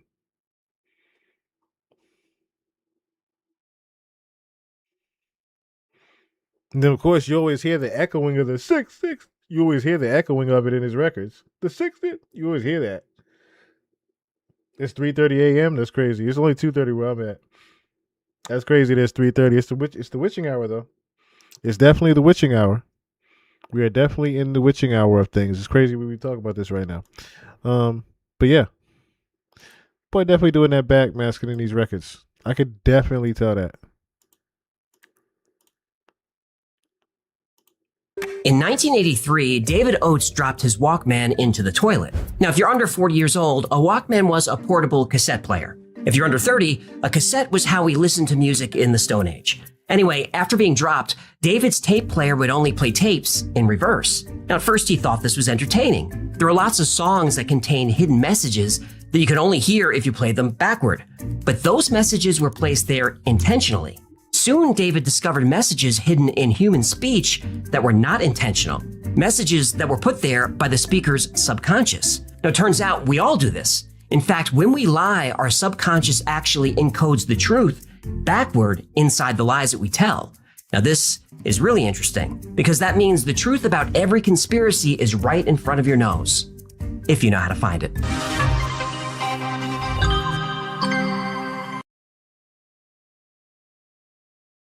Tell me that ain't fuck your head up just now when he said that. Fuck mine up too when I first thought about it, but yeah, it's pretty much how I think every day. When David Oates broke his cassette player, he didn't realize how far down this rabbit hole went. Oh yeah, the Umbrella record, and that Rude Boy record. Come here, Rude Boy, boy, won't you give it up? Take that. That record right there has the heavy backmasking, but a lot of her hit records have the backmasking in it. I remember specifically there was a video about that record. Crazy thing was with that record, that Come Here, Rude Boy, boy, there's actually a story that the lady told about a lady that died. I don't know if you remember about this. There's a lady that told the story about when she died and went to hell for a second. She saw heaven and she saw hell for the quick second that she was dead. And she said, and down in hell, they were literally singing that, come here, rude boy, boy, what you give it up? Someone was entertaining somebody while they were getting tortured. So I was like, that makes a lot of sense why that record would be getting played down there, don't you think? Reverse recordings have been around ever since recordings were invented. Thomas Edison liked playing music backward on the phonograph. Infamous occultist Aleister Crowley told his followers that they should learn to listen to recordings and watch films in reverse. In the 1950s, Raymond Bayless and Attila von Saleh would play recordings in reverse to try to hear messages from the dead. The Beatles. This is how the Beatles made that album with the Sgt. Pepper Jackets. This is how the Beatles came up with that album. One of their greatest albums, they say. This was actually the beginning of EVP, or electronic voice phenomena. But occultists and ghost hunters were fringe cases. Reverse recordings would hit the mainstream when the Beatles started experimenting with backward messages in their music. At the end of the song Rain, the last few seconds of the track are backward. John Lennon said this was an accident, but he liked the way it sounded, so he kept it in. From then on... hold on. You're not gonna play it? Nope. Copyright. Right. So if any of this episode has audio muted, that's because someone put in a copyright claim. Now, if that happens, I'll put this episode on Patreon, but you won't have to join to hear it. It would be nice if you became a member, but you won't have to. Anyway, from then on, if you bought a Beatles album, you had to play it in reverse to see if there were any hidden messages. Now, this caused quite a stir in 1966 after Paul McCartney was in a bad car accident. Whoa, how the hell did he survive this? Well, that's the thing. According to the urban legend, he didn't. Wait, what? Well, there's a lot to the Paul is dead urban legend. I'll just hit the bullet points. But if you want a full episode on this one, email me or let me know in the comments. But the gist is this. In 1966, the Beatles were the biggest rock band in the world. But in the early morning hours of November 9th, Paul McCartney was killed in a terrible car crash. No Paul, no Beatles. Oh no, why Paul? Why not Ringo? Now come on, that's not nice. Without Ringo, we would have never had the classic film Caveman. Doo-doo. Caca. I stand corrected. Anyway, to keep the Beatles going, Paul was replaced by a man named Billy Campbell, winner of a Paul McCartney lookalike contest, a contest held for this very purpose.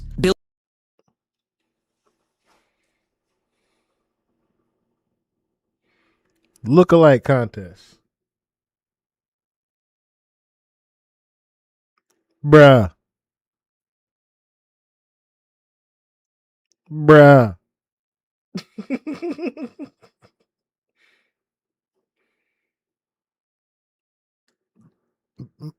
Lookalike? Nigga, well, might as well be his twin brother at the Thanksgiving. You know, some Billy Campbell. They've been fucking with us since back then, y'all. Billy was taught to speak with a Liverpool accent and how to play a few chords on the guitar. Now, John really didn't like the idea of replacing Paul, but he went along with it. But he did start dropping hints of Paul's death, and people began to notice the hints. On the album cover of Sgt. Pepper's, the flowers above the left-handed bass guitar spell lies. And if you hold a mirror up to the drum, you get 1-1 or 11 and 9 and he died. Paul died on November 9th. Now there's an open hand above Paul's head, which has been said to be either a symbol of death or the representation of a priest blessing Paul at the time of his death. On the Yellow Submarine album, like a voodoo priest.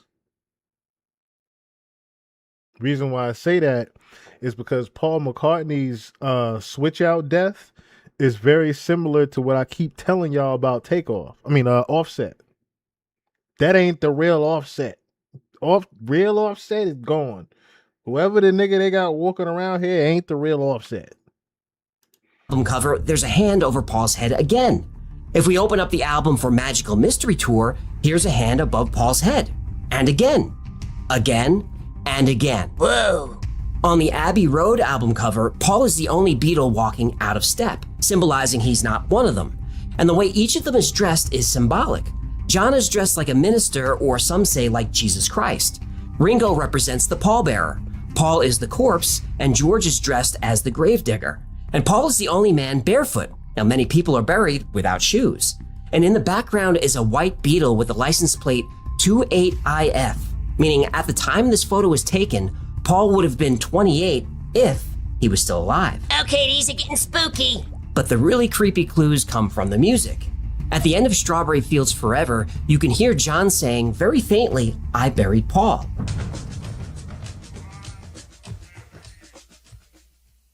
But that's played forward. There are a couple of songs that give us more clues, if played in reverse. At the end of I'm So Tired, you can hear Nonsense. But if you play it backward, and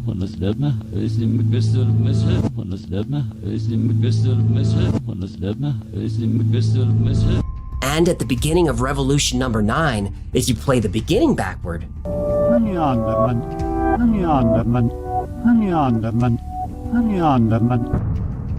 and this kicked off decades of musicians putting backward messages in their songs. You're really freaking me out, man. Well, if you're scared now, you're really not gonna like what's coming. Oh, mommy! It's common knowledge that musicians sometimes put backward messages in their songs, and this is called backmasking. Some messages in songs are obvious.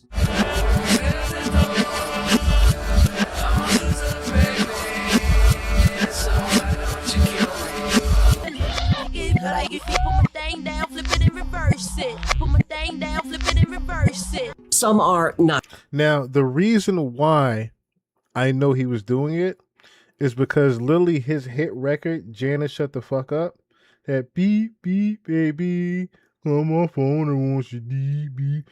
Notice how he's purposely doing it in that tone? Like it's in a backmasking tone? Call my phone on your deep, beep, baby. Notice how he's doing it in that? And when you listen to the beat, right? It sounds like what? Like a bunch of rewinding going on, like a bunch of backmasking going on in it.